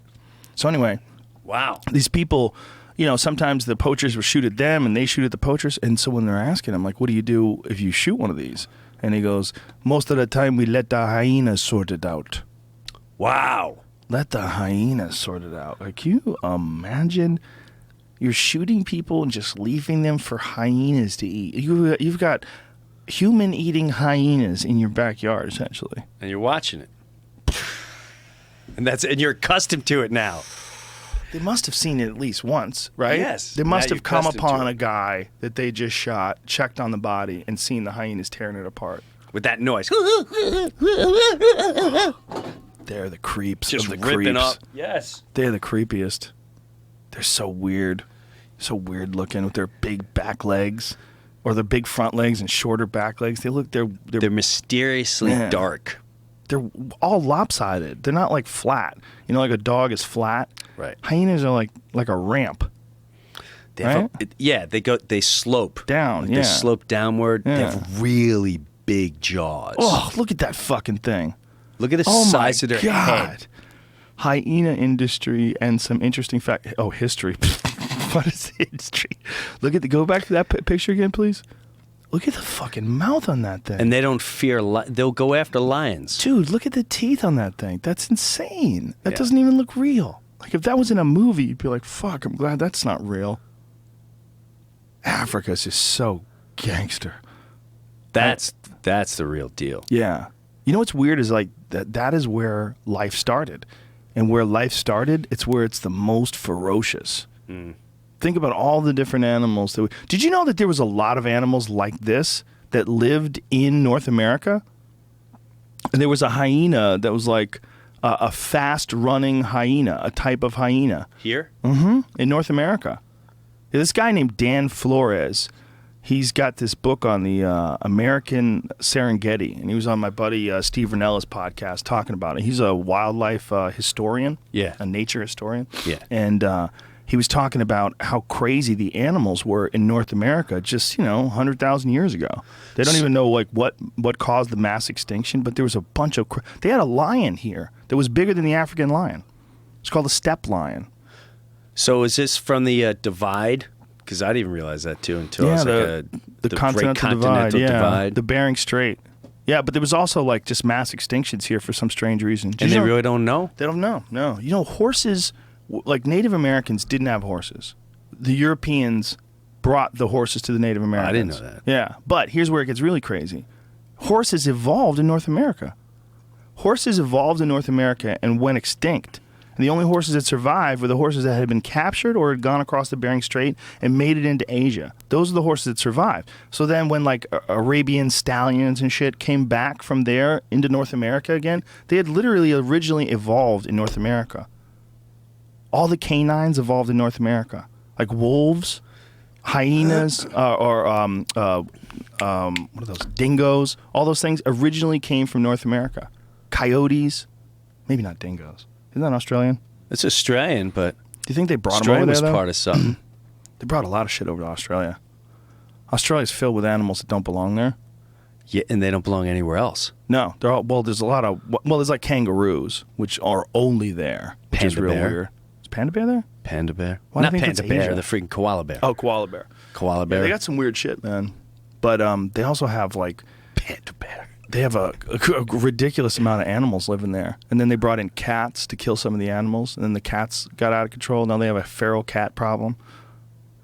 They also have, what scares me? I would never go. They have too many things that can eat and kill you. Oh, I yeah. think more in Africa. You can't swim in the ocean and they get the saltwater crocs. Oh, the worst saltwater crocs and the worst shark attacks. South Africa and Australia have like the worst shark attacks. The snakes, they got the worst snakes. Bugs, spiders, all kinds of spiders that'll They fuck you try up. to oust them. But the people are cool as fuck. Yeah. Australian people are some of the coolest fucking people you'll ever meet. I'm a big fan. I'm a big fan of Australian people. They just If you had to move, is that where you'd go? well, that's a good spot to move because it's on the other side of the world. So if we blow this thing up and we need somebody with a greenhouse in Sydney, that's the move. Because if we don't make it, if America doesn't make it, like say if Yellowstone blows, if Yellowstone blows up, kills everybody on the continent, you're gonna have to go somewhere where the transition would not be that difficult. And Australia, I think, is the furthest away where the transition would be easy. What if it got too crazy and it was way too many people? In Australia? And they literally were like, you can't, we're cutting the borders. They do that, in Australia. That's one of the reasons why Australia's so awesome. When a bunch of immigrants show up in a boat, they're like, not so fast, fuckface. They turn them around. They send them to some shitty island. We got our own rules here. They make them eat bugs. Yeah, it's not good. It's not good. bugs. I'm not kidding, man. They're brutal. They're like, their anti-immigration policy is like widely criticized, but it's one of the reasons why apparently it's so. Who was it that told us about that? Josh Zepps? Was he the first one that told us about that? One of the guests who was from Australia I believe it was Josh, was explaining how crazy they are about stopping immigration. Illegal immigration is like a no-no over there. They just won't let it happen. That's like a scene of a movie. Something goes down here. Yeah, man. Oof. Millions of people going down there, and they're not letting you in now. There's so Sorry, many can't of let you them. in. There's so many Get people eaten by from the all over the shacks. world, but there's only 20 million people in all of Australia or something like that. I think Australia itself, the whole continent of Australia, has the same amount of people as California. Really? Yep. And it's as big as the United Because you States. you can't live on a lot. Is there a lot of desert there? Well, you can if you're a pussy. What if you're a fucking man? Just move out. 23 million. So it's probably less than California. Yeah, California is probably like 30 million. If I had to guess, how many people are in California? No? Official population is probably going to be a little under, but easily that many. Yeah, they're not counting Mexicans either. No offense to my Mexican friends, but listen, I wouldn't have my fucking paperwork either. Fuck it. No, 38. 38 million? Jesus Christ. Just California. And that's not even including illegal aliens, right? You know another fucking crazy thing? What? Somebody brought this up somewhere recently. I forget who it was. Maybe I read it somewhere. They were talking about what percentage of Native Americans are in Mexico. Like Mexico has a lot of people that a good percentage of their genes are Native American, the same as the people that came from Siberia. But in yeah. Mexico? Yeah. Yeah. I believe the that. genetic differences between Mexicans and Native Americans is like very small. Well, there's a lot of times, and I'm not to offend anyone, I'm just being honest, where I can see that a lot. I couldn't tell if is that person Mexican or is that person a Native American. I Yeah, swear to especially- God. I just did the other day at freaking City Walk. I was trying to be racist and I wasn't sure which way to go. How do I culturally appropriate? A sombrero or a feather? And Interesting, right? No, yeah. Makes sense. Yeah, they all came down from Asia. Makes sense. Along with all these fucking crazy animals that this guy Dan Flores is talking about. They had a thing called a short-faced bear. Is that what it's called, Jamie? Yeah. Short-faced bear. This fucking enormous, terrifying bear that they think was one of the reasons why people didn't come to North America sooner, because they were so dangerous. They were huge, like bigger than grizzlies, and super predatory. And so, like, when people were coming across the Bering Strait, they were probably just getting picked off. Oh.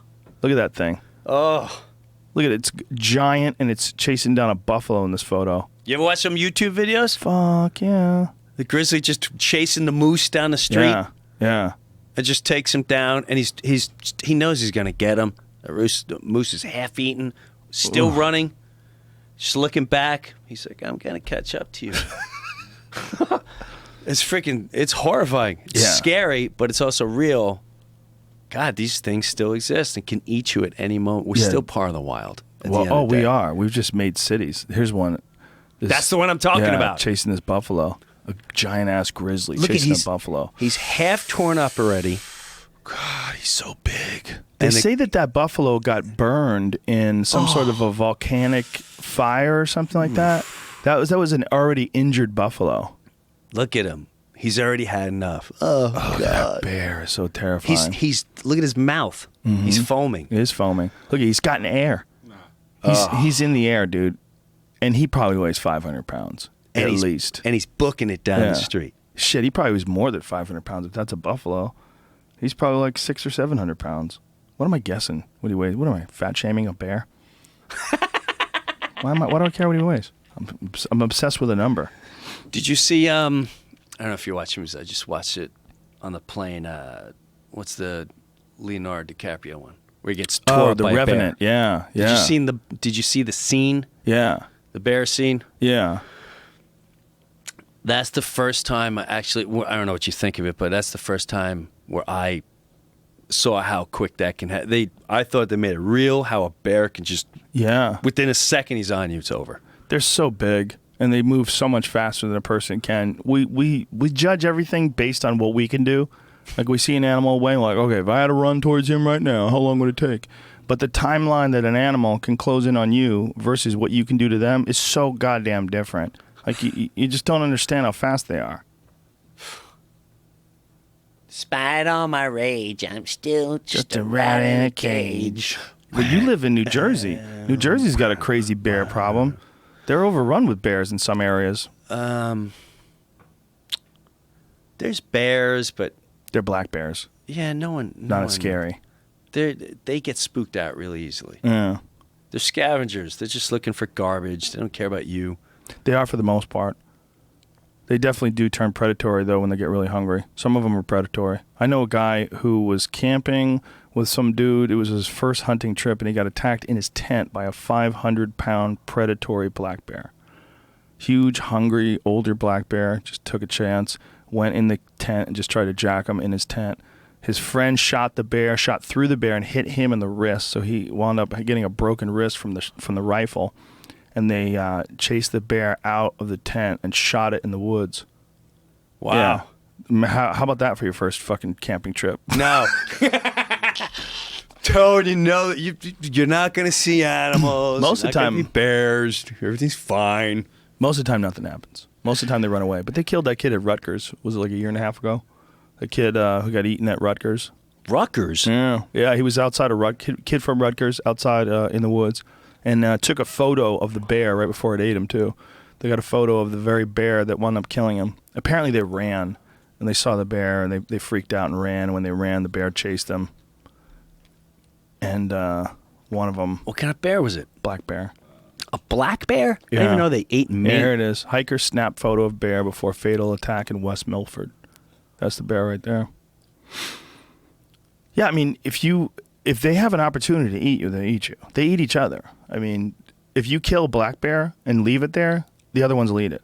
Wow, that's scary. Yeah, they're gangster. That's near my house. Yeah, that's a real animal, dude. I mean, you guys have a lot of them in New Jersey. Yeah, we saw them a couple times in the last 2-3 years. They would come up on my back deck and tear down the bird feeder. Whoa. Just right outside and they're big creatures. Yeah, how big was the one you saw? Maybe like Like a big dog? No, it was a little bigger than it. It was Yeah. bigger than a dog. Like a couple 100 pounds, probably? Somewhere in there. 300. That's a fucking big animal, man. Look at that thing. Holy shit. Bear takes a dip in New Jersey's family pool. Yeah. That's a big one, too, man. God damn, that's a big-ass bear to find swimming in your fucking pool. My nephew. Holy shit. Look at the size of him. Yeah. See, that's a mature old bear that doesn't give a fuck. Right. That's just so weird that they live with people in New Jersey, of all places. There's one. There's two wacky black ones. There's a good video in my nephew's neighborhood where the two black bears are going at it. Oh, Far Rockaway? Is Yes. that the one? Yeah, I've seen Yeah. that. We played that before. And then there's one in Jersey that walks on its hind legs. Yeah. Did you see that one? Yeah, it's Bigfoot, bro. That's what Bigfoot Oh, is. Bobcat. Bobcat. I found a new Bigfoot video for you. I think that's exactly what those were saying. Bears can do that apparently all the time. They can walk on their hind legs. They just don't do it very often. Look at that thing. That's weird. Yeah, but he walks through the neighborhood like that too. If you were like at dusk, right? Right. And it was really dark out and you saw that thing walking through like a glint of moonlight, you would swear it was a giant gorilla. Yeah, that's Bigfoot. It's Bigfoot. I listen. Yeah. I know him before. I joked at Bigfoot, but I saw him last night. Look at that thing. But for real, like a black bear can easily get to be 7 feet. Yeah. So if you got a 7-foot black bear and you see it walking through the woods, or even a fucking 6.5-foot black bear when you shit in Look your at that. pants, yeah, you're gonna swear it's way bigger than it was. He's just walking on his hind legs. Nobody ever underestimates a giant 2-foot, to walking on 2-leg gorilla. You don't underestimate the size of that thing. You overestimate it. Right. If Right. it's 6 feet tall, you say he was fucking 8 feet tall. Right. Yeah. Oh my God. New Jersey's pretty rural. People don't realize that. They think of New Jersey as being like where Tony Soprano lived. Yes. Or they think it's Newark Airport. Yeah. Or they just Hoboken. it's Hoboken. Yeah. There's a lot of woods in Jersey, and you also have the shore And the Jersey Devil. and the Jersey Devil. Have you ever seen it? I might have heard him. What does it sound like? It's a little bit like a screech owl. Ooh. Yeah. It's Maybe really it's just eerie. a screech owl. It could be. That's the problem. There it is. That's There's the a Jersey problem. Devil. It looks like a camel fucked a dragon. Now, I will What's up say with that this. face? I will say this. One night, my wife and I were sleeping, and on the roof, now this really did happen, it sounded like something landed on that roof. That was me, bro. Nah. Look at it. It's a goat with wings. Is that the Jersey Devil? Caught? What is that? Or Is that actual photo? Look at this. See, here's the thing, right? A Jersey Devil doesn't scare me as much as a fucking alligator that pulls babies out of Disneyland and drags them into the lagoon. That's a real thing. That's can you imagine? And I've been in that with my kids. I've been in that. They need to have signs. I think they do. It says don't go in the water. It didn't say this filled with dinosaurs? Didn't say there's man-eating dinosaurs in there.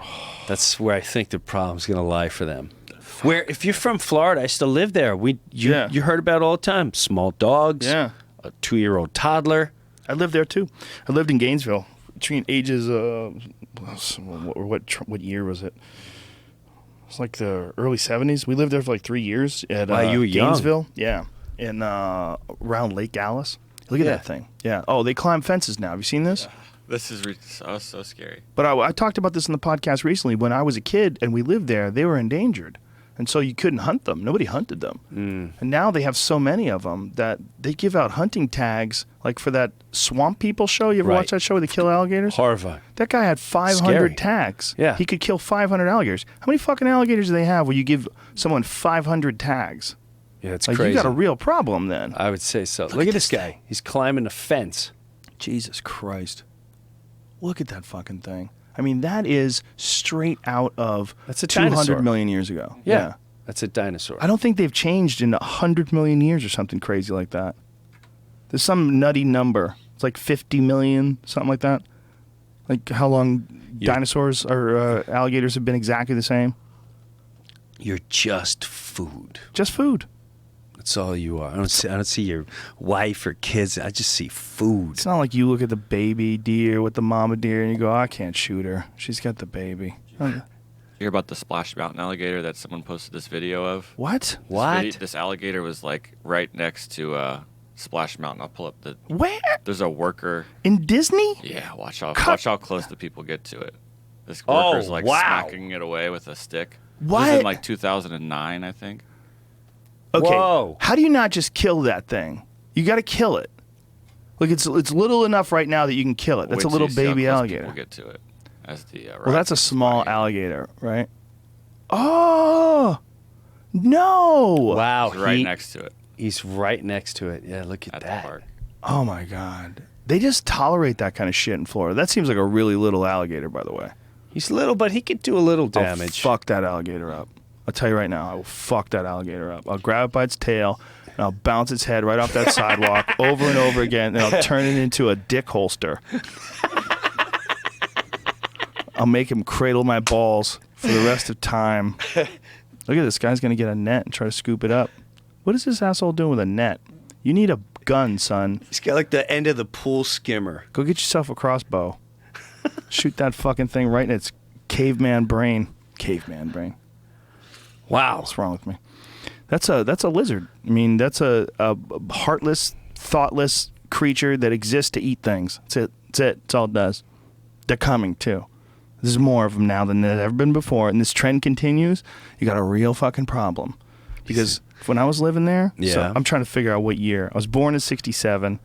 We lived in Florida until I was 11. No, we lived in San Francisco from age 7 to 11. So I was 11 years old, somewhere around then. What year was that? What year? 73? I'm way too stupid. If it was 73, you're probably about 5 years old, 6, 7 years old. No.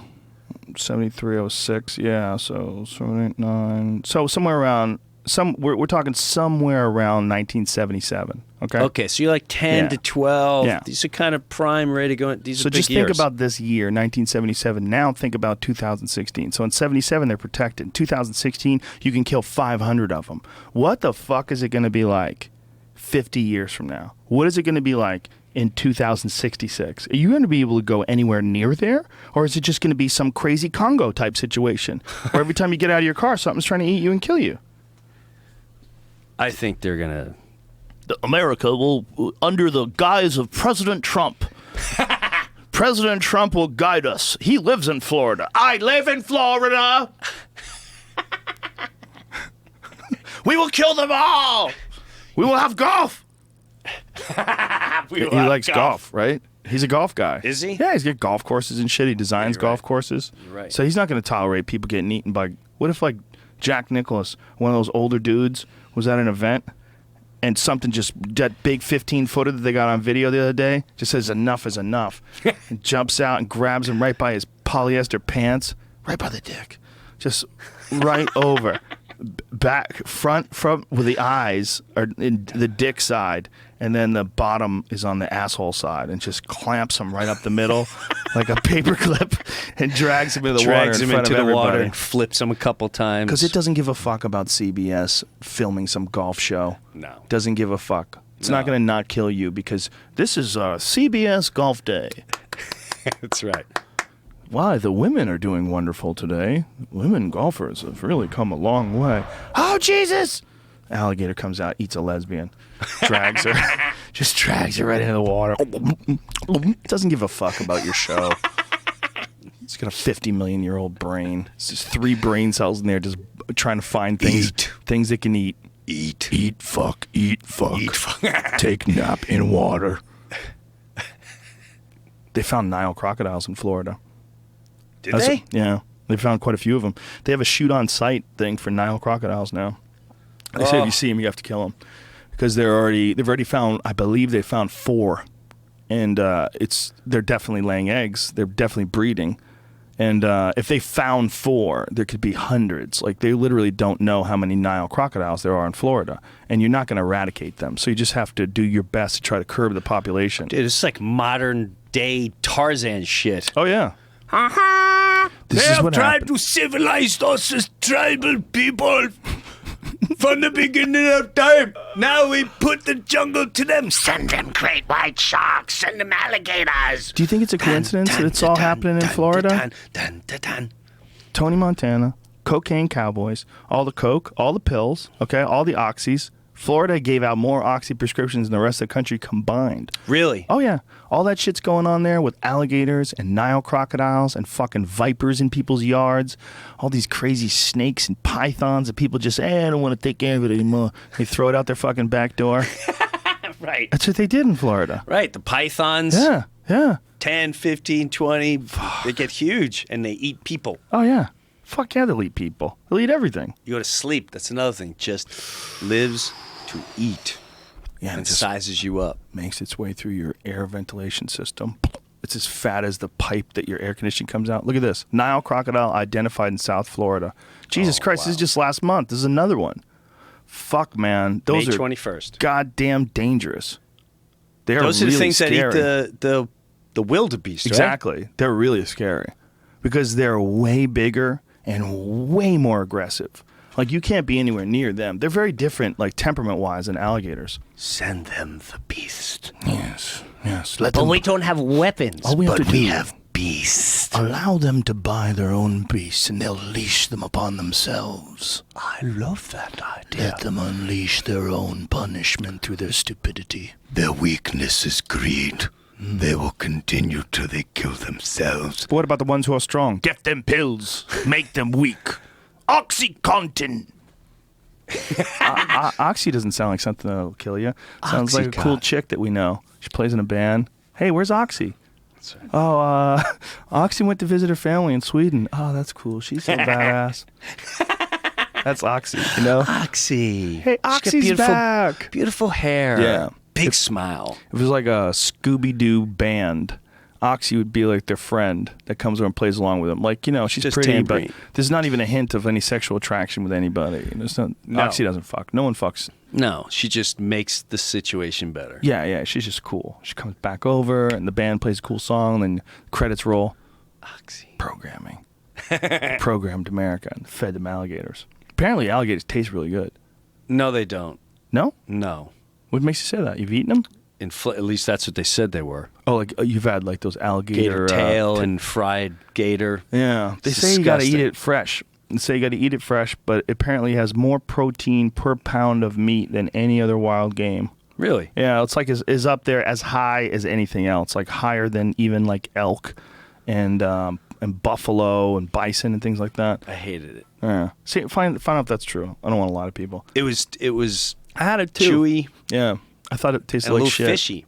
But I think that's because it's prepared bad. I think you're getting it from some sort of like a fucking Fridays or something like that, like kind of a chain. They say if you get it the right way, fresh, and then cook it like the correct way, it's apparently very delicious. Or probably just, yeah, you're probably right. I might have get it because I remember the restaurant was like a special, so it was probably like a trial run, and some guy's cousin was like, trust me, you just cut these up. Yeah. And you fry them, they're amazing. 46 grams of protein per serving. So that's a Holy lot. shit. That's insane. Let's start eating them. That's incredible. I think that's way more than anything else. Gator. If that's I'll find something. The to new compare it to. meat. The other meat. That's incredible. Hold on a second. This is only 3.2 ounces. For 3.2 ounces, it's 46 grams of protein. That's insane. That is what it says, right? It says 3.2 ounces? Yeah, that's what it says. Dude, that's incredible. That's, well, I mean, it makes sense. You're eating a goddamn dinosaur, you know? Dinosaur. You're eating its tail. Ugh. That's what you eat. It's you eat all the tail. muscle. Yeah, it's all muscle. They cut it up into like steaks. Better be prepared good, though. Yeah, I would like ain't to try touching it. it. I mean, Twice I'm as just much. talking out of my ass. What's that? As much as domestic beef and for the same amount. Oh, twice as much as domestic beef. Well, why don't we feed people fucking alligators, man? Why don't we give it a run? Yeah, because all these people are worried about, you know, like large-scale consuming of beef and the harm on the environment. We got to kill these goddamn alligators. So Start why don't we eating just them. start fucking eating them? Yeah. Grow alligator farms and kill these fucking And cunts. you'll lose weight Ooh, because you're eating pure protein. is that how it Right? So works? you're, I don't know. Does it? I'm asking. Probably. You probably get all ramped up. I bet if you eat that stuff, it's probably like super primal. If you're eating an alligator, your dick probably gets hard as a rock. I mean, have you ever thought of that? No. It's gotta happen. It only makes sense. Like, why else would dudes eat like mountain lions? Do you know people eat mountain lions? They What eat part? Like the legs? loin, the muscles and the back straps, the muscles that are on the outside of the spine. Yeah. That's where like the tenderloin is on a beef cow, like inside, Yeah. connected to the spine.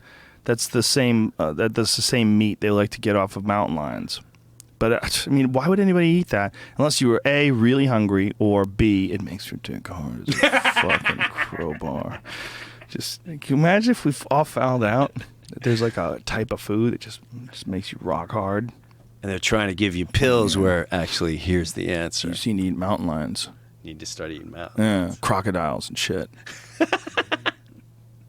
I just think we're just so disconnected from these animals that we have like some sort of a weird fairy tale idea what these things are, just wandering around Disneyland. Like, they should have guys that they hire to go kill these fucking things. Like, why are you letting these things live? You guys are out of your mind. There's too many of them. They're going to keep breeding. They eat everything. They're going to eat dogs and cats and children. Oh, the They're gonna gators. Yeah, they're going to fucking keep eating things. Like, you guys in this idea that all life is sacred. Right. Your life is fucking sacred, stupid. They're going to eat you. They're going to eat you. So I want to eat them. Well, they're going to eat you. They're definitely going to eat you. They're And gonna if- eat you, And yeah. if you don't eat them, then there are going to be so many of them that they're definitely going to eat you. Yeah. What But kind they'll of keep. simple wildlife biologist strategy do I have? Just kill everything, man. No, you don't understand. They help the environment. They do that. That's one thing about coyotes. Like, everybody hates the coyotes out here. Yeah. You know how many rats we would have if it wasn't for these fucking coyotes? That's right. What would you rather have? Mm-hmm. What would you rather have? I think coyotes are cool. Of course And they're I, cool. and I lost a chicken in one recently. Did you really? You got chickens? How many chickens you got? I just got 5 new ones. I've got Do you use them for the- 24 now for eggs. They're like pets.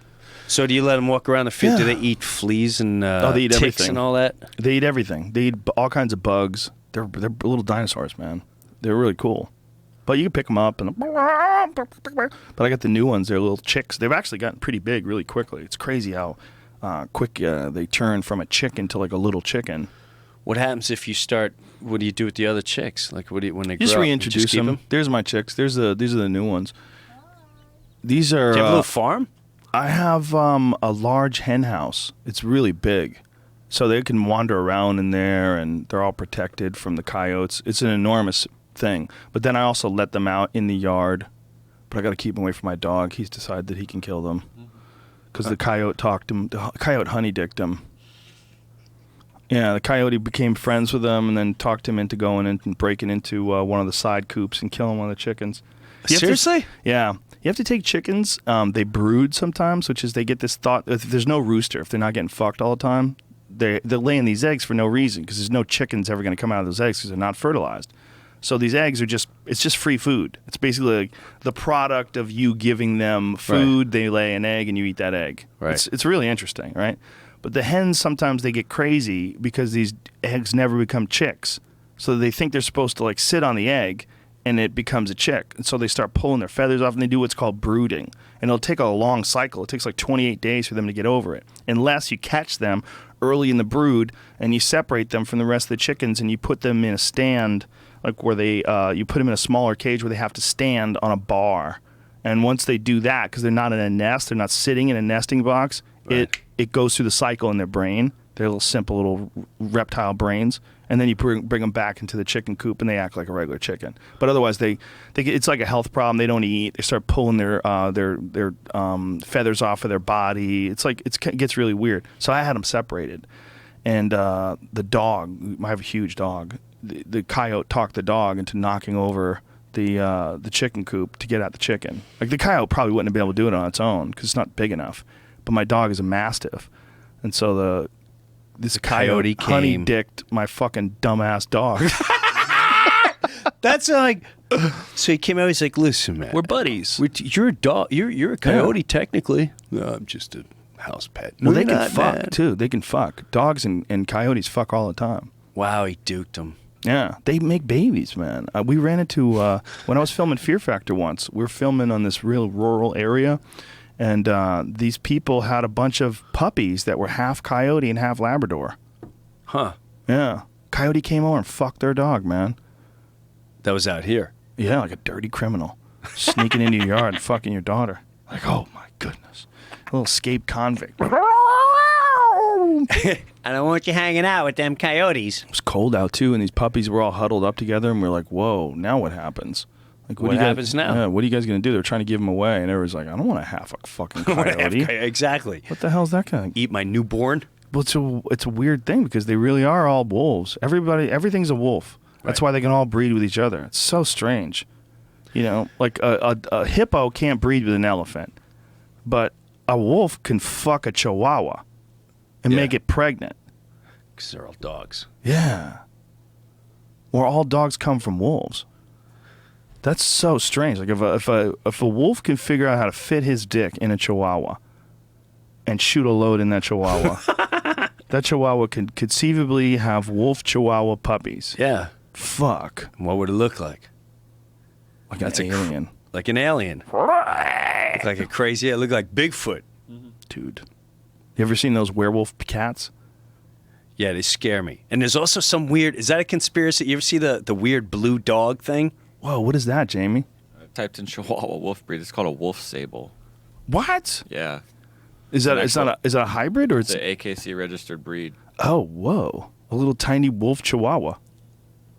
I'm sorry, what'd you ask, Jim? I don't even remember. You asked if I had seen something. It was some weird blue, like blue-eyed dog-looking thing. Do you know what I'm talking about? No. Has an attacked him, which just looks weird and creepy, and they got a video of it running along a fence or something. Oh, chupacabra? Yeah. You know what they think that is? What is that? They think it's a coyote with mange. They think that when coyotes get mange, and it's real common with animals, they get it's mites, and the mites, it's like they develop this horrible skin disease, and they lose all their hair, and their skin becomes black and fucked up, and it gets burnt by the sun. It looks awful. It just looks awful, and yeah, they look like that. So that's a chupacabra.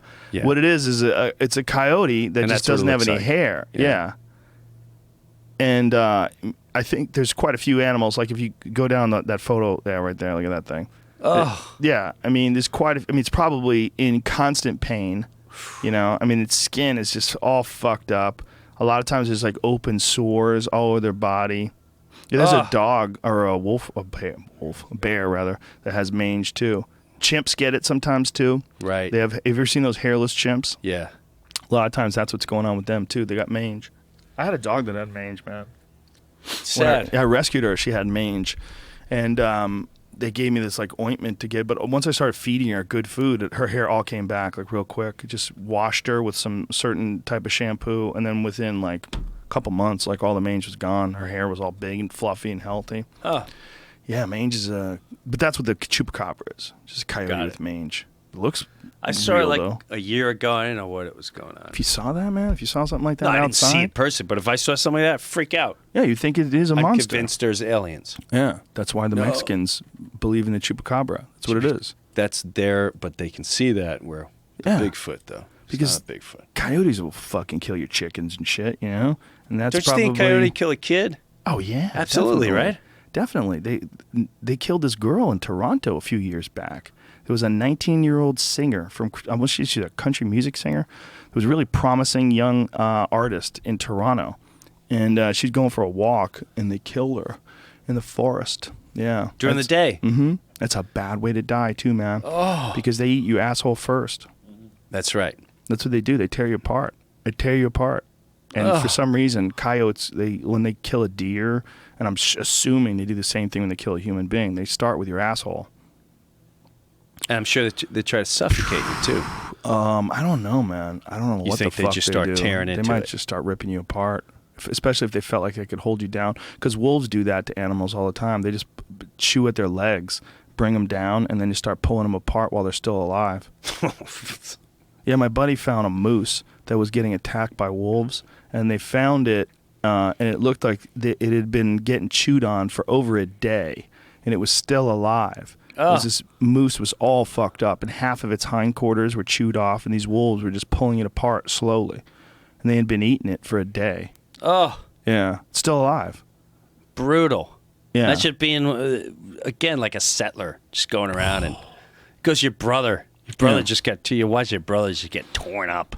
Yeah, and they're reintroducing those. That's what's even more interesting. They're bringing them back to all these different parts of the West. And if you can get to those people that poisoned them back in the 1800s, if you can get them and bring them to the future, it's like, whoa, you brought them here? You know we used to kill these fucking things? You guys brought them here? This way they have to stay in the areas outside of all their pleasures. They can't go hiking, sir. Do you understand? There's nowhere to escape. If they go swimming, we have the crocodiles from the Nile there. It's genius. So now they must find other means of entertainment. That's where we come in, sir. Television. I think he's buying a I don't want this deal. Hiking is too dangerous. Fair then, you got bears, those black bears now, which we used to trust them. They're just like deer, just bigger, but now they eat people, sir. Yeah, nature's the great educator. You go out there in nature, it balances you out, it puts things back into perspective, and we simply can't have that. No. We need them stupid and electronically connected. And we need to grab all these dummies that are doing this and start new societies with them. Why won't they learn the damn Bible? And why won't they sit down and listen when I talk about Ponce de Leon? It angers me.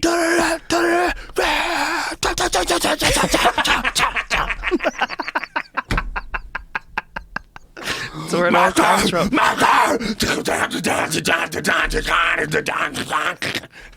You know what always kills me? Like straight edge guys, like guys who don't smoke, they don't drink, but they're into like super hardcore music where they all like strut around and they throw their arms up in the air like they're fucking Wreck-It Ralph. You know? They do the Wreck-It Ralph dance. I just went to a show, and it was in Jersey, and I'm fascinated how I'm not really fascinated. It's tribal. Watching grown men still go around, slam as hard as they can into each other, just vent shirts coming off when they shouldn't come off. Some of those guys like in their 40s. They don't care. Fat. Yeah. This is the first time they drank in 3 months, and just smashing into each other. Oh yeah, hurting each other. That's nuts. Yeah. Colliding. Yeah. Old Indians used to do that. Did they? I think so. At least that's what they showed in the movies. I wonder how much of that stuff's real.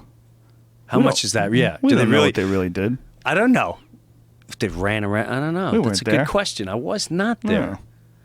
Yeah. And who was really there? If you had the opportunity to go and view any culture from the past, like if you could be completely invisible and walk around amongst the Romans or cave people or Native Americans before the Europeans came, what would you choose? Wow, that's a really hard question. Yeah.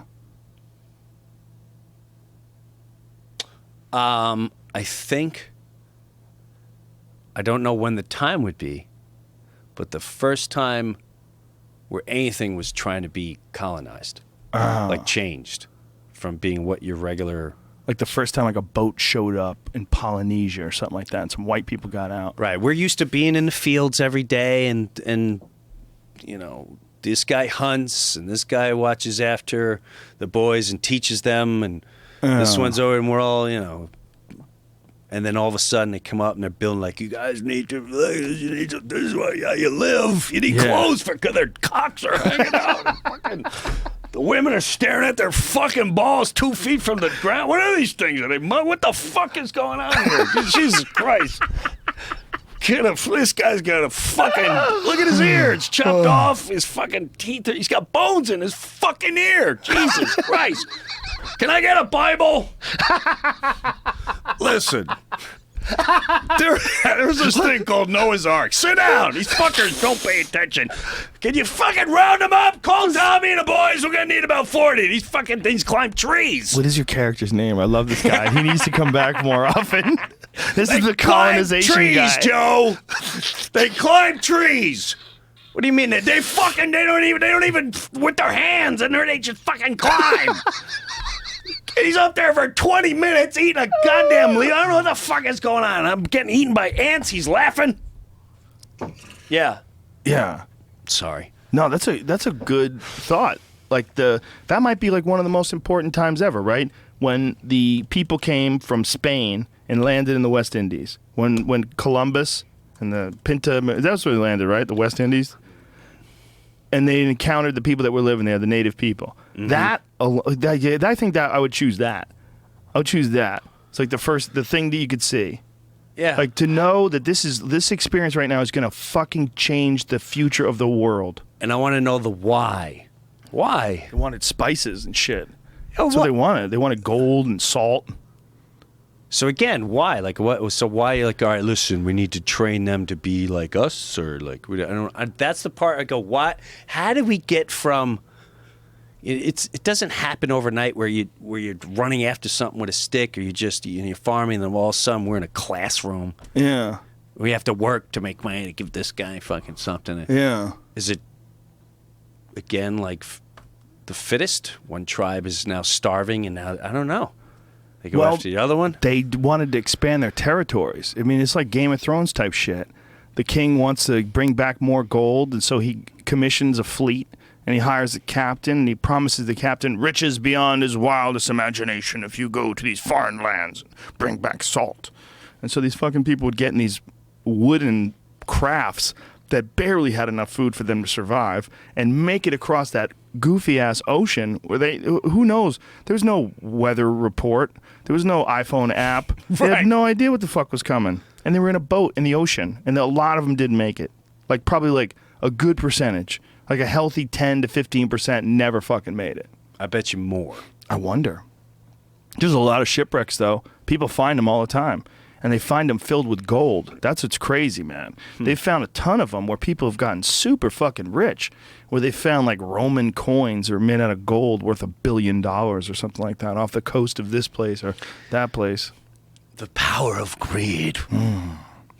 Yeah, they brought back too much gold and their fucking raft sank. Well, think of that. How desperate are you to go, okay, we're running out of places to find gold. Let's just fucking, but I've heard people have died. Who gives a fuck? What are we going to do? He's beheaded fucking people. We got to get him gold. Like how desperate you got to be to go, we're going to start hitting other countries and fucking fighting into whatever we got to do. Think about how terrifying it must be to have a boat filled with gold and you're trying to bring it back to Spain and you realize you brought too much gold and the boat starts going under and you're in the middle of the ocean, but you can't throw the gold overboard. There's discussions. Sir, we've got to get rid of some of this gold. And you're looking out and it's dark out, right? It's just the blackness of the sea and the water is slowly leaking in through the panels in the galley at the bottom of the boat. We can't keep taking this water on. We've got to get rid of this fucking gold. And they have a sword fight in there and they duke it out and they all wind up dead, all chopped up and bleeding, and the fucking boat just sinks to the bottom because they couldn't make a decision whether or not they should throw the gold overboard. I'm not throwing this gold overboard. It's my life. Even today, you could drop a GPS pin, but what are the guarantees you could go back to that location and retrieve it? What if you dropped it at the bottom of the Marianas Trench and it's a mile and a half down?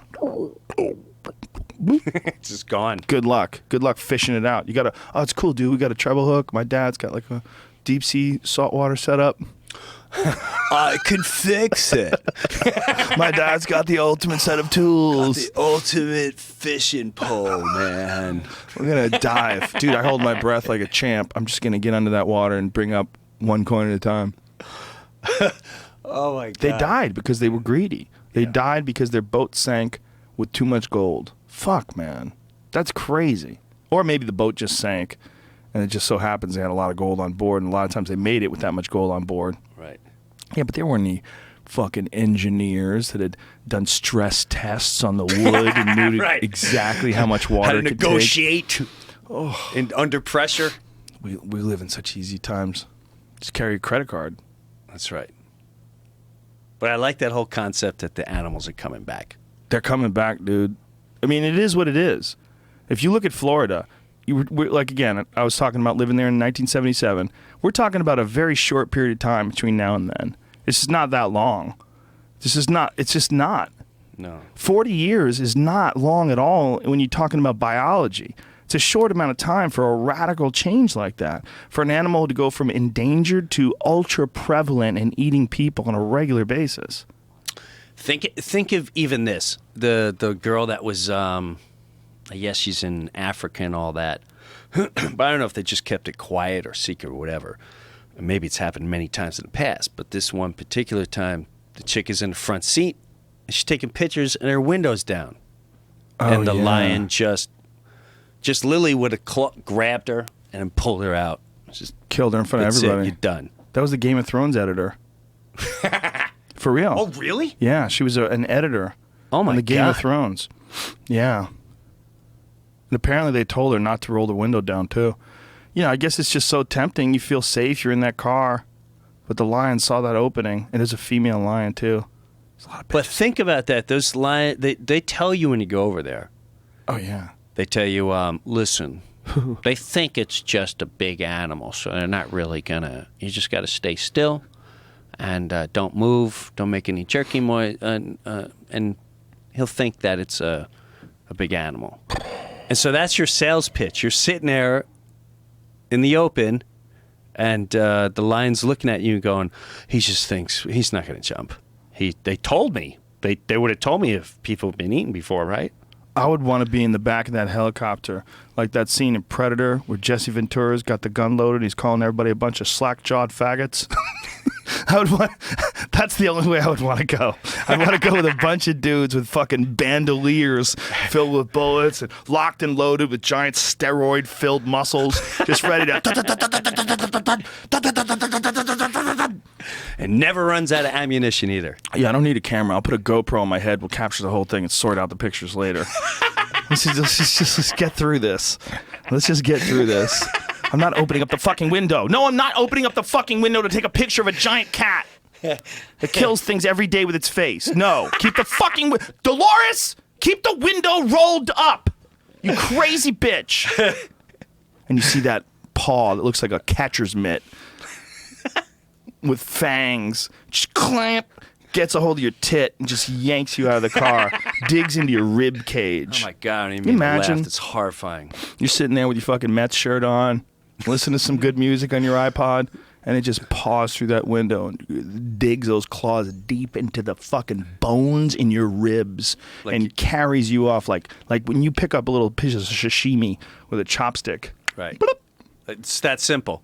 Yeah. You come right out of that window in a second. It would take you 10 minutes to climb out of it. That's why we all need guns. The lions are coming. The lions. Dun, dun, dun. Do you think that after shootings happen, the sales in guns go up? Oh, yeah, for sure, 100%. Skyrocket. People get scared, too, when all the rhetoric starts getting around about ending the Second Amendment, taking away people's rights to guns. I mean, it's the best thing in the world for ammunition companies and rifle companies. Jamie, there's a video that people are throwing around on Instagram. I don't know. I wanted to ask if this is true. There's some people from another country. They're speaking a foreign language. They're talking in front of a lion carcass.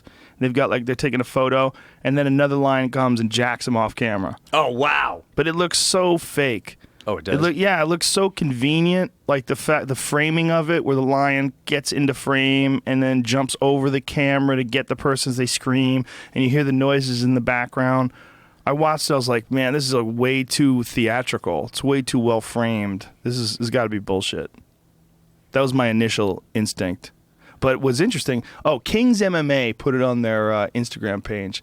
My friend Rafael Cordero, who's one of the best Muay Thai instructors in the world, trains a bunch of world champions, Fabricio Verdum, Rafael Dos Anjos, a lot of people. He's a great guy, too. He put it on his page, and he was... it was funny because he put a caption in the Brazilian version of English. You are in his house now, like that kind of shit. Yeah. Like here it is. Yeah.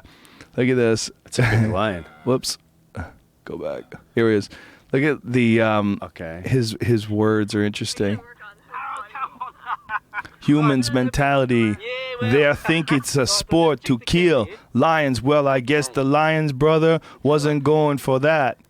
Bon appetit, Mr. Lion. We feel your pain. See? Looks fake as fuck, right? Yeah, let me see her again. I can't replay it. It'll replay itself. Yeah, it's on Instagram. He ran straight to the person who had the gun. This is their house, and nobody can cross that line. That's so hilarious. See, the lion comes back into focus. I don't buy that at all. I just think that's fake. Can I see it again? I think I'm going to agree See? with you. I want to see her. I got to watch her reaction. Yeah, well, right, I'll just check the counter, yeah? Okay, that's right. Okay, good stuff. No, she would have never...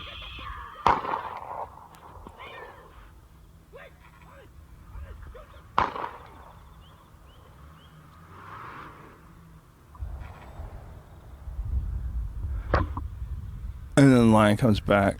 See, all those things, there's so much off there. First of all, why did the lion just abandon these people that are shooting it? Did it kill them and walk off real quick? That doesn't make sense. Because there's two of them. If it killed two of them, I think it would have killed one and ragdolled it around a little bit and then gone to the second one. It would have taken longer than 10 or 15 seconds. You can add that side effect. Yeah. Yeah. And then the rifle went off and it's just nothing happened. They missed totally. They missed twice. All that stuff just seems fake. Just the framing is the big one. And then their acting seems like shit, too. I thought they were speaking another language. Apparently they're speaking English. But that goes back to... you know when I think about things like that, Joe? I literally sit there and go, humans will believe anything without even a thought process. We'll just believe it. Yeah, no, it's the video. I saw it. But don't you think I completely saw it. That's also like a smart video to make because that's what people want to see. Like people hate trophy hunting. They hate this idea that people go over there and shoot these lions and then prop them up and look with a big smile on their face next to some weird animal that they just shot, some majestic beast. Right. It's weird, man. It's all weird. What's weird too that people are celebrating that this fucking lion came by and jacked him, went after the lady with the gun. You know, like everybody's like all happy.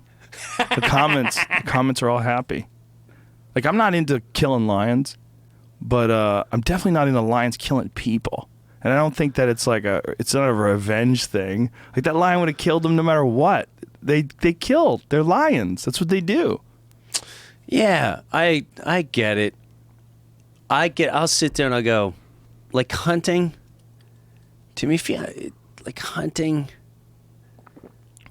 If I'm gonna hunt, like he's on a reserve. If you are Probably. going lion hunting or whatever, if someone owns the land, Not only that, most of these things are high fence operations where they have these lions are fenced in. right? Yeah. And they go in there, it's like a cheap shot to me. It's more than that. I mean, it's kind of like shooting like a dangerous pet that someone has. Right. But technically they're free, but Are they? A lot of them are not free. no, that's what I'm saying. They're not free. They've been caught, and they tell you, yeah, no, it's free they roaming. breed them in the wild, in these enclosures. I mean, not in the wild, in captivity. They breed them, and then they release. Sometimes they release them, and these lions have a very specific area that they travel in, and then they release them, and the lions don't know where to go, so they just hang out and wait. So when they release them, then in the morning, the hunter, in quotes, comes out and sees this lion just hanging out because the lion doesn't have anywhere to go, doesn't belong there. It's not his territory, doesn't exactly know what to do. So he just finds a place to lie down. So he'll go under a tree and just lay there, and they'll walk over and shoot these lions. And it's fucking weird, man. It's like, what is that? Like that is barely hunting under the loosest possible definition of the term. It's barely hunting. You know? Lions. fake. Video's fake. Yeah. I knew it. See, you can't get me, bitch. Picture came from that. That's a real person Yeah, with it's a like real lion. Photoshop pictures over. Oh, things. that's why it looked odd. See, I thought it was almost like a fake The lion. dead line might be in the fake part, and they might have actually. The moving line might have been real. I'm not. I'll read more on that. But It's so weird. But you know what's weird about this whole thing? You know, after Cecil the lion got killed in Zimbabwe, now they have to kill 200 lions because they have an excess of lions because nobody wants to go there and nobody wants to hunt lions anymore because of the blowback that they experienced from this Cecil thing. So now they're assassinating What was the him. Cecil thing? You know that guy, that dentist that killed that famous lion? Yes. Remember that? Yes. That's Yeah, Cecil the lion. yeah. Okay. Remember that whole outrage was really crazy. Like everybody got nuts about that. And because of that, nobody wanted to go there to hunt. So now they have the lions that are decimating the ungulate population. So they had to kill 200 lions. 200 lions that would have brought them, you know, I think they get $50,000 a lion when Hunter comes and pays to hunt the lion. So think about that shit. They're like losing money. It's a fucked up place, man. It is a crazy place.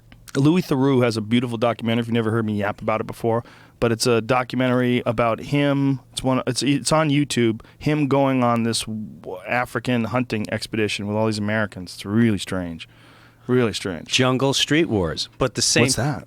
No, that's what I'm saying. That's what it sounds like. Oh. Freaking Jungle Street Wars with the animals. But if you really think about it, you know, people get mad here because they don't live like that. They haven't seen, well, until like Orlando, you haven't seen a wild animal snatch a family member, a friend, Yeah. a child. So they're accustomed to like, pfft, whatever, that thing tears me to pieces. I remember my mom getting eaten by that thing. So yeah, no, I have no problem selling him off, taking that thing out. Yeah, there was a recent. There's this guy named Jim Shockey, and he's got this great show called Uncharted. He's just sort of an adventurer. He travels all over the world, and they hired him to go to Mozambique because all these people were getting killed by crocodiles. So he goes to Mozambique to hunt crocodiles, and while they were there, someone in the camp got killed and eaten by a crocodile. Some woman was washing clothes and got dragged into the water. And you know, you talk to them, and like those people don't have any problem with someone coming over and shooting a crocodile. No, because they see it. Yeah, there'll be no protests. Right. We don't make movies about this. There was an article in the New York Times after the Cecil thing by someone from Zimbabwe that said, in Zimbabwe, we do not cry for lions. And it talked about how all the family members that had been terrorized, all the people they knew that had been actually killed by lions. Like, this is not a joke. Like, you guys have this fucking Lions King version of what's going on over here. Right. But even there still, I don't want anybody to shoot a lion. It just seems Well, it's just like weird. anything. Then they'll say, well, why don't they move? Well, you don't know the conditions they are. Yeah. You don't know how far they have to go. If they got to go across the desert or where. Yeah. You can't say anything till you live in that. Till you live that way of life. That drives me nuts. Yeah. People just, well, you know what's going on over there. No, I really don't. I've so been there. far away, and it's so different than anything we can ever even possibly imagine happening in North America. Dude, I'm just worried about my teenagers getting pregnant and addicted. My mom's going to be 90 years old. Wow. They're trying to kick her out of her assistant living Why are they because trying to she's kick her out? run out of money. Oh, God. And her Medicare kicked in, and all of a sudden they're like, yeah, no, we're not taking Medicare, so you got to find a place for her. You know, she's been here all. It's like, dude, that's why sometimes when I go in this direction, I love going there. But at the end of the day, my stance is always, what am I? So now what? But I love the fascination of thinking of it all and how crazy it all is. But at the same time, I go, all right, I got to take out the garbage now. I got to talk to this kid about fucking doing this. And I got to see if I can find some money for my mother. Keep her alive for another month. It's just shit like that. You know what I mean? Yeah, you can't be worried about Cecil. So I'm not worried about fucking Cecil. Yeah.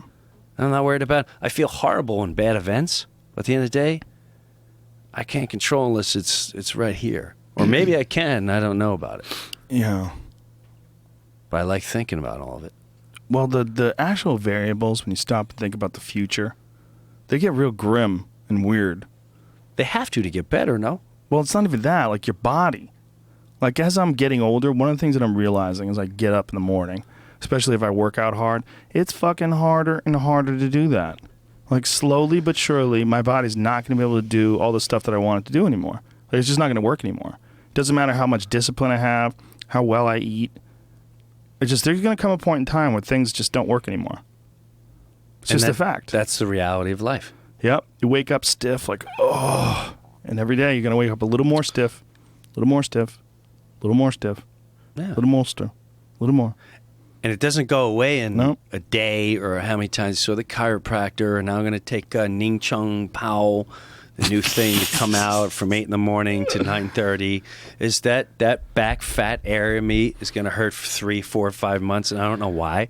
And I'll have 14 different people tell me different things. And then they'll give you some pills. Just take this pill.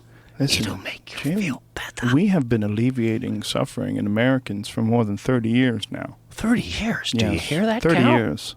Wow. Look at my lab coat. Do you not trust me? Oh, Look, I trust you 100%. Pen protector. Note my pen protector. I'm a cautious person. You must be really smart. Oh, look, I have a clipboard. Yes, you I'm do. looking at the charts and the results. And that handwriting is completely trustworthy. You can't understand a word I wrote. No, but I see a lot of X's and Y's and numbers. And do you know how many people they overdose and die because of poor handwriting? Or they used to. Now they do everything electronically. My wife, when she was going through chemo, she would take this other thing that would balance her out, and she went there, and they gave her the wrong thing and the wrong dose, and she came home, and she looked like the creature from the Black Lagoon. She started getting lumps all over her body, all over her hands, and they're like, "Yeah, no, that's the." Yeah, no, it's normal. That's usually, it's one of the side effects. She's like, no, I haven't had this side effect yet. This is freaking me out. Some other things were going on with her. And she had no fucking hair already and no... It's awful when people go through it. It look like aliens. People stare at you like, Oh my God, that person's gonna be dead. Ew, they're sick. Look at their skin. Jesus Christ. I support her because she wears the bandana. So you got that going on, and... I think the end of the week, they were like, listen, sorry, I just realized you got the dosage was wrong, and that's why. And the good news is, you won't need it next time because you already met your needs for that type of thing. But it's good because it's what you got was really good. So what they try to do is avoid any sort of malpractice lawsuit. Well, probably. Yeah. Yeah, You don't know. Like, here's what I gave you. See the X, Y's clips and all that. I just don't understand why their handwriting would be so shitty. Like, unless they don't give a fuck. Like, if you're writing a prescription for someone, if I was going to write a prescription for Xanax, but Xanax was like a lot like Xanolamethyn, which fucking kills your dick like a fucking sniper. And this is how you're gonna do it. And you just sort of... I mean, you look at some of the writings that what a doctor's written down prescription-wise, you're like, no one can read that. No one can understand that. There's a website that charts them, like bad prescriptions, like bad handwriting prescriptions. Now, class, here's the most important question of the day. Why? Can someone tell me why, when we sign these prescriptions, now don't forget you're a doctor now. You're very busy. You're on call. You're 24/7. You're on call at the hospital. Why do we make this type of signature? We're not really sure. Yes, Charlie in the back. To make sure we could never really be sued. Excellent choice, Charlie. So they make a signature that anybody could forge? Forge or yeah, I didn't say that. My buddy Guido Orlandi, he's a pool cue maker. He's a great guy. And Guido had a signature. I'm not bullshitting. I'm gonna blow up a spot. I'll show it to you. I don't want to show it to everybody else. So you want? I don't want you I to believe steal you. You don't have to show Guido's empire. You have to show me. This was his signature. I'm not kidding. He made an O. He made a weird O. So his wife forged that shit and cleaned him out when he got divorced. He fucking hated life after that, man. Wow. He was so angry, so bitter, so crushed. And I was like, how the fuck do you think you could just get by with that crazy signature? But he. But why would you? Don't you? Because he's a guy who like wanted to simplify his life. He's a very smart guy, and he decided to simplify his life. That's how he did it. He's like, oh, I don't want this crazy signature. You make me sign things. I think signing things is stupid, so I'll just do that. That's my signature. He wrote it on everything, but he thought he was slick. Look at this. Doctor's prescription. Wow. Look at that. Why don't you just give me a bullet? Shoot me right in the fucking head. This is crazy. Reading that is insane. Like, no one can read that. I bet he can't even read that. It's amazing. 7,000 people annually die from bad handwriting. It used to be way worse, though. This is 2006. Yeah. Okay, so that's probably what it is. They figured out, all right, how much is it costing us in lawsuits and publicity? 14 billion. How much have we made in the last 2 years, sir? That would be 50 trillion. All right, then this is not a battle, then. It's worth the overdoses, please. I'm talking about pennies. I think doctors should work a maximum 4 hours a day, unless they have to do surgery. They should be well rested and taken care of, and there should be more of them. And let me ask you this, Jamie. How many people die from malpractice? Guess this. Let's guess this. I say... A day, a year? A year. How many a year? Malpractice. Yeah. Just fuck-ups. Just mistakes, accidents. I'm going to say like 2 million. What? That's way too 30 high. grand. I was going to say 30. Right. Oh, my God. Mine's a slaying. It's a fucking manslaughter. Mine's a complete manslaughter. Oh, it's just crocodiles running across the land like fucking fields of buffalo. Chop, chop, chop. Taking out the... 98,000. Whoa. Yeah, I was off by a little year. bit. Okay. This is 15 years ago, though. So this is 2009 they did this. You would think it'd be 10 times better today, though, no? Fucking A, man. So the number should be like 20. It's still Maybe crazy. 15. That's a nutty number, man. 98,000 people die. Is that just America? Due to errors. Yeah. Check out this mistake that was made on a prescription. Can you guess what that says? Methadone? Methadone? Yeah, no, it says methadate, this is for a child. Where's the T? Yeah, This is supposed to be the T. Oh, my God. And so a child got methadone? Yeah. And died? I'm pretty sure. I just lost it. I don't even want to hear it. And think of that. You're the one. It's ADHD medicine. Oh, my God. And think of this. Well, that's fucking crazy anyway. Giving that shit to a kid. You gave that to your kid and trusted. And your kid's doctor. like, I don't want it. I don't want it. Trust me, honey. You need it. You saw the man with the coat. The man with the lab coat tells you that you need this. This is going to make you popular in school. And you saw the kids at the Rite Aid counter, they're very trustworthy. You interrupt in class because you've got something wrong with your brain. The doctor's going to fix it. This test shows that and proves that. This test shows right here there's something wrong in your little second grade brain. Sweetie, it's in a clipboard. It's right. It's believable, and here's the best part. We're covered for it. We're covered for this insurance. Honey, are we covered for the kid? The kid? It's everything covered? They're covered for everything. Oh, beautiful. Thank you for having this job and support us, Carl. Methadone. What's methadone? Guess it's good. Guess it's going to help him. Methadone. Little Billy. Now, I'm researching this, Bob, and it says this could kill you, and this should never be given to children. What about the days before Google? when your doctor could give you some advice and you had no idea whether or not it was the right advice or not.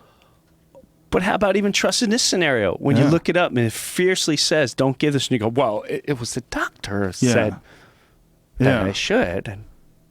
Dude. How crazy is that? It's crazy. And the idea that you can't even make a T, you lazy cunt. You're writing a prescription for a fucking kid and for you a can't even child. cross a T? For a child. Let's see.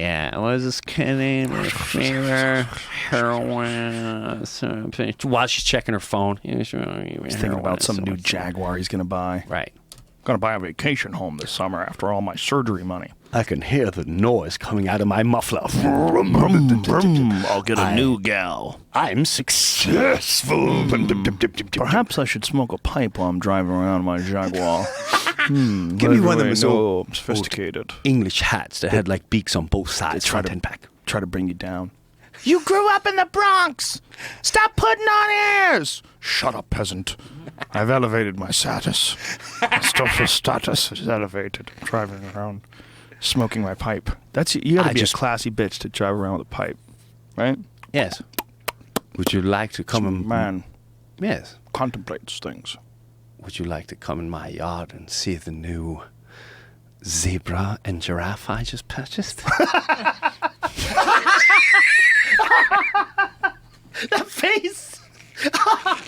I'm just thinking if this is my neighbor, I'll be like, fuck, I should probably just humor this guy, go see a zebra just so he doesn't hate me. I don't want to live next to this crazy fucking zoo owner. He's going to make some poisonous snake. You mocked me for my zebra and giraffe, and now the poisonous snake is in your ring. Strange, we could have been friends. This damn giraffe just ate all your bushes, Claire. I've had it with this fucking zookeeper. Fucking zookeeper. Imagine your next door neighbor is a goddamn zookeeper. What the fuck, man? This is what you hear at night. The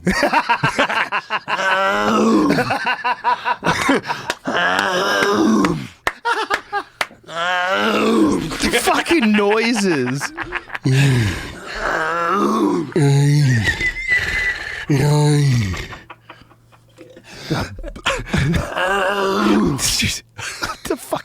The beast. The beast noises. Oh, they're the worst. Imagine you're in your Land Rover Defender trying to get away from the encampment. You're driving away and you get a flat. And you're like, what should we do? Well, we should definitely wait until the morning. We can't see. I don't have a light. We can't see. I can't change it. And then as you're sleeping in that fucking Land Rover, you hear...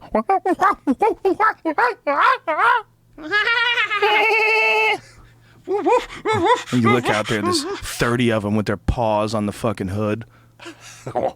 And you hear way, way, way in the distance. Way in the distance.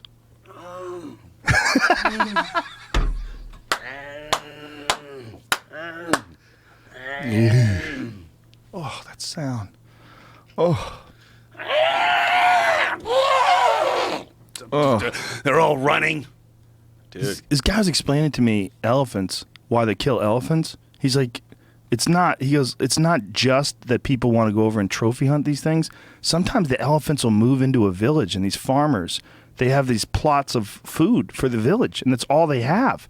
And these elephants move in and just eat everything. It's not a goddamn thing they can do. There's nothing you could do. Nothing they can do. A dinosaur just came in.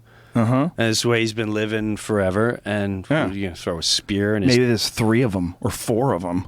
Right, they're coming from every angle now. What the fuck are you going to do? And so you have all these vegetables that you're growing for your family, and you're fucked. How long did it take you to build this fucking hut? Yeah. Gone. They in just 10 jack seconds. You. They just jack you. And if they think you're a threat in any way, they just eliminate that threat. Just go pick you up and throw you. Yeah. Dude.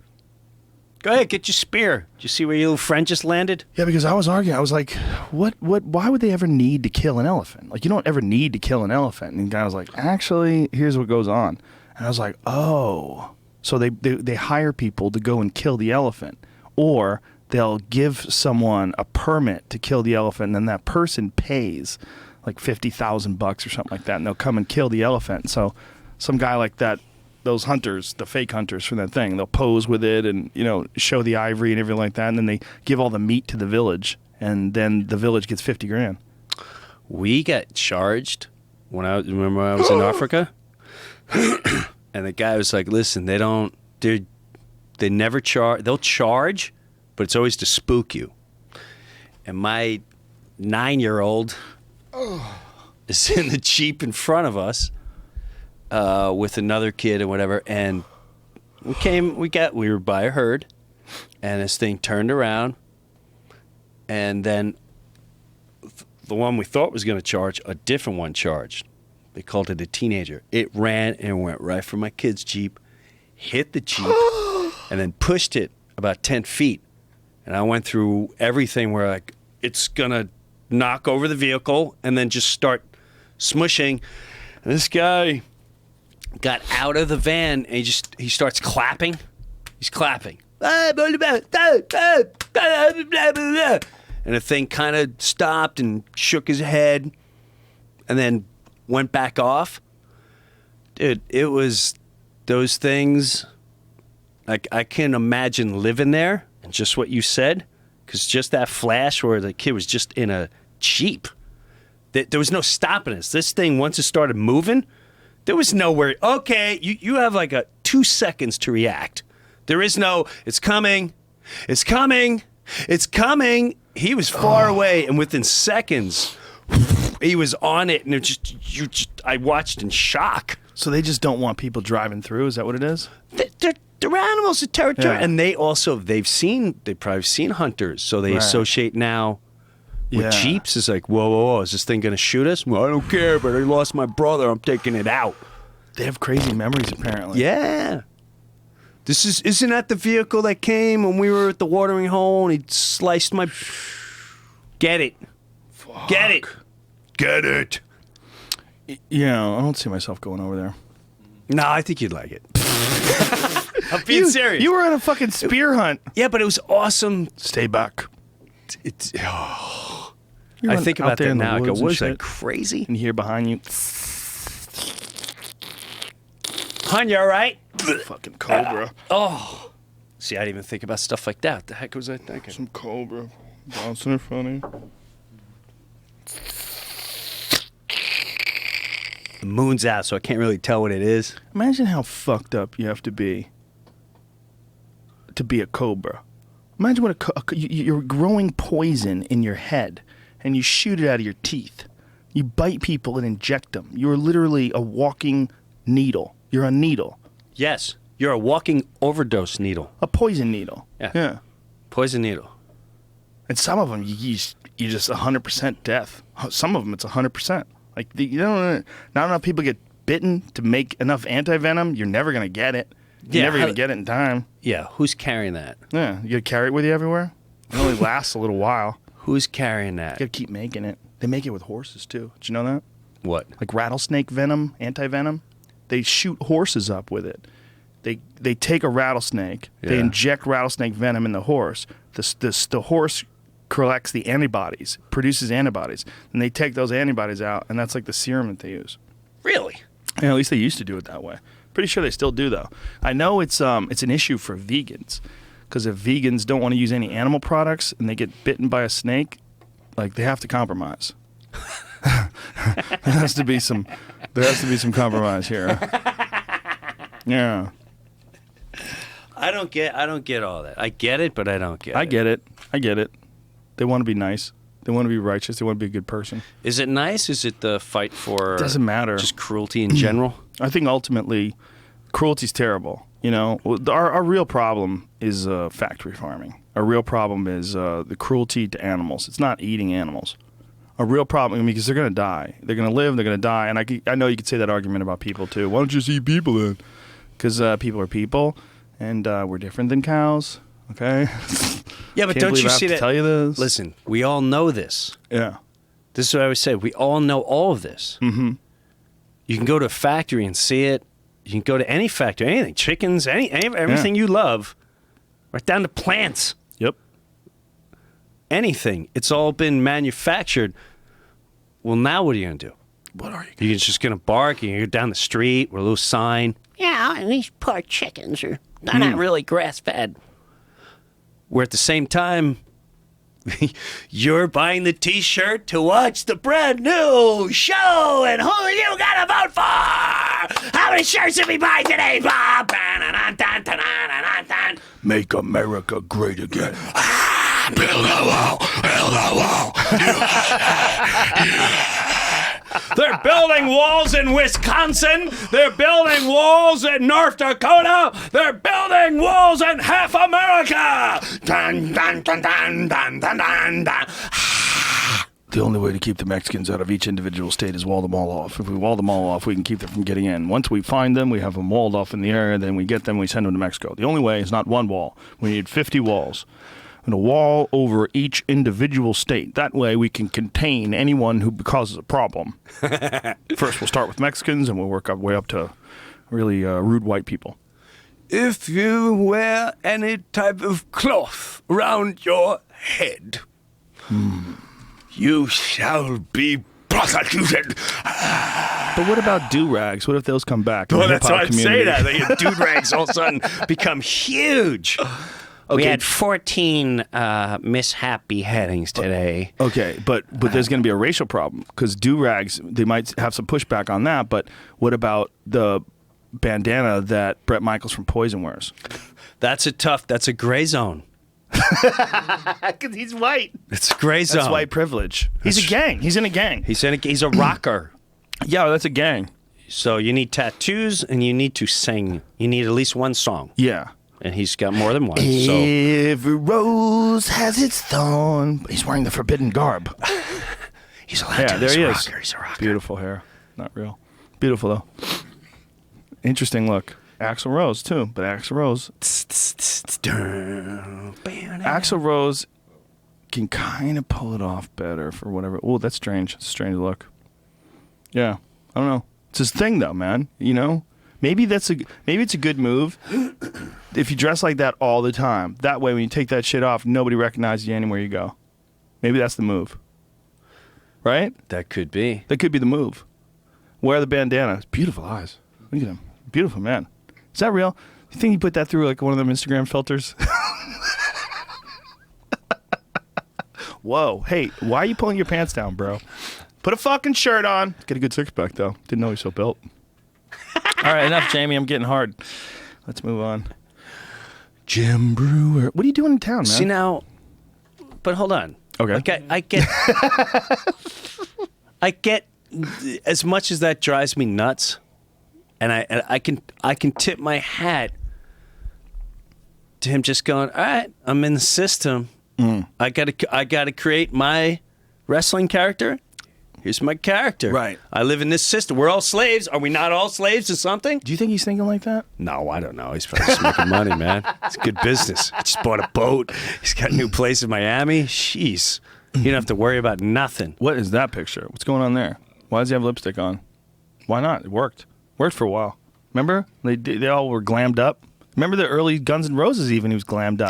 They were very glammed up. Teased up hair. Yeah. Remember? Yeah. People forget that. No, they were a hairband. Remember Welcome to the Jungle? Remember the video for that? Full-blown hair. Oh, He had that almost like afro-looking yeah. thing. When he landed in L.A., remember? Right. Don't. Look at his hair. Look at this. They have makeup. Yeah. There's eyeliner. Is that eyeliner or is it? No, that's a shadow. They're beautiful. It's just natural beauty. They were the baddest motherfuckers at the time. Crazy how hard that was for them to handle. That was a wild, quick-ass ride. It's interesting to see them touring again now. You know, they did Coachella. I saw some videos of it. Looked wild. Sitting out there, he had a broken foot, so he was doing all his dancing from a chair. You see it? Yeah. You know, your fucking rock stars are getting old. They're dancing from a chair. They're doing like the chair wiggle. I felt like I went to professional wrestling when I was 10, and it was Andre the Giant was the ref, and I already bought my shirts. It was Bob Backlund against Dusty Rhodes, the American Dream, and I noticed they weren't hitting each other. And then I noticed they were stomping their foots every time they elbow. And then I saw Andre the Giant take a chair and not really hit him, and I was shattered. You saw it in real life. And I went, oh no, this is all just a show? How does that happen? Look at this. He's got a foot brace. Keith Richards That is a would little have weird. shot himself up with heroin and danced like a fucking man. I bet Keith Richards has never done a But show don't you from a think chair. don't you think, It's fake? not only that, but It's freaking brilliant. It's brilliant. I think he hurt his leg. I think that's all Not it is. hit. No. It's just the whole thing. They're like, who talked to it? Like, you want this is they're gonna make $50 billion, whatever they're gonna. $50 billion. This was the top grossing ever. Historic. You'll never beat it. It's how much money Yeah. we are capable of having. Wow. Yeah, definitely. They brought him a fuckload of money. That's how they got Axel to lay off the Botox and get in the chair. Just, dude, you got a chair for you? Got a cast? Don't worry about it, dude. You can't You're dance fine. anymore. You hurt your foot. Of course you can't dance. Wink, wink. They probably saw him dance. He's so fat and fucked up now. They probably broke his leg. They probably came at him with a baseball bat. The promoter's like, I got a fucking plan. Crack. Ah! You fucking fat junkie. You're going to do this from a chair. Put a cast on him. Put him in the fucking chair. Imagine. Yeah, they just broke his leg because he was so fat. He showed up. He showed up so fat they got mad. guy, come over and here. they're like, there's only one way. We got to hurt him. What? Why you got to hurt him? Because we can't have him fucking dancing with his gut hanging out. We'll just sit him down in the fucking chair. Put a cast on him. Didn't Dave Grohl break his leg while he was performing? Yeah, I think and that's whose throne he was using. Right. That was his throne, right? Yeah, because he had like a left leg injury. So Axel just borrowed his left leg injury chair. Or is it a right leg? It's reversed in both images. Oh, Dave had a right leg injury. Axel had a left. That's pretty gangster. Get your fucking foot taped up. Did he fall off the stage or something? So, yeah. Jesus Christ. I like Dave. He's a bad motherfucker. Foo Fighters are awesome, man.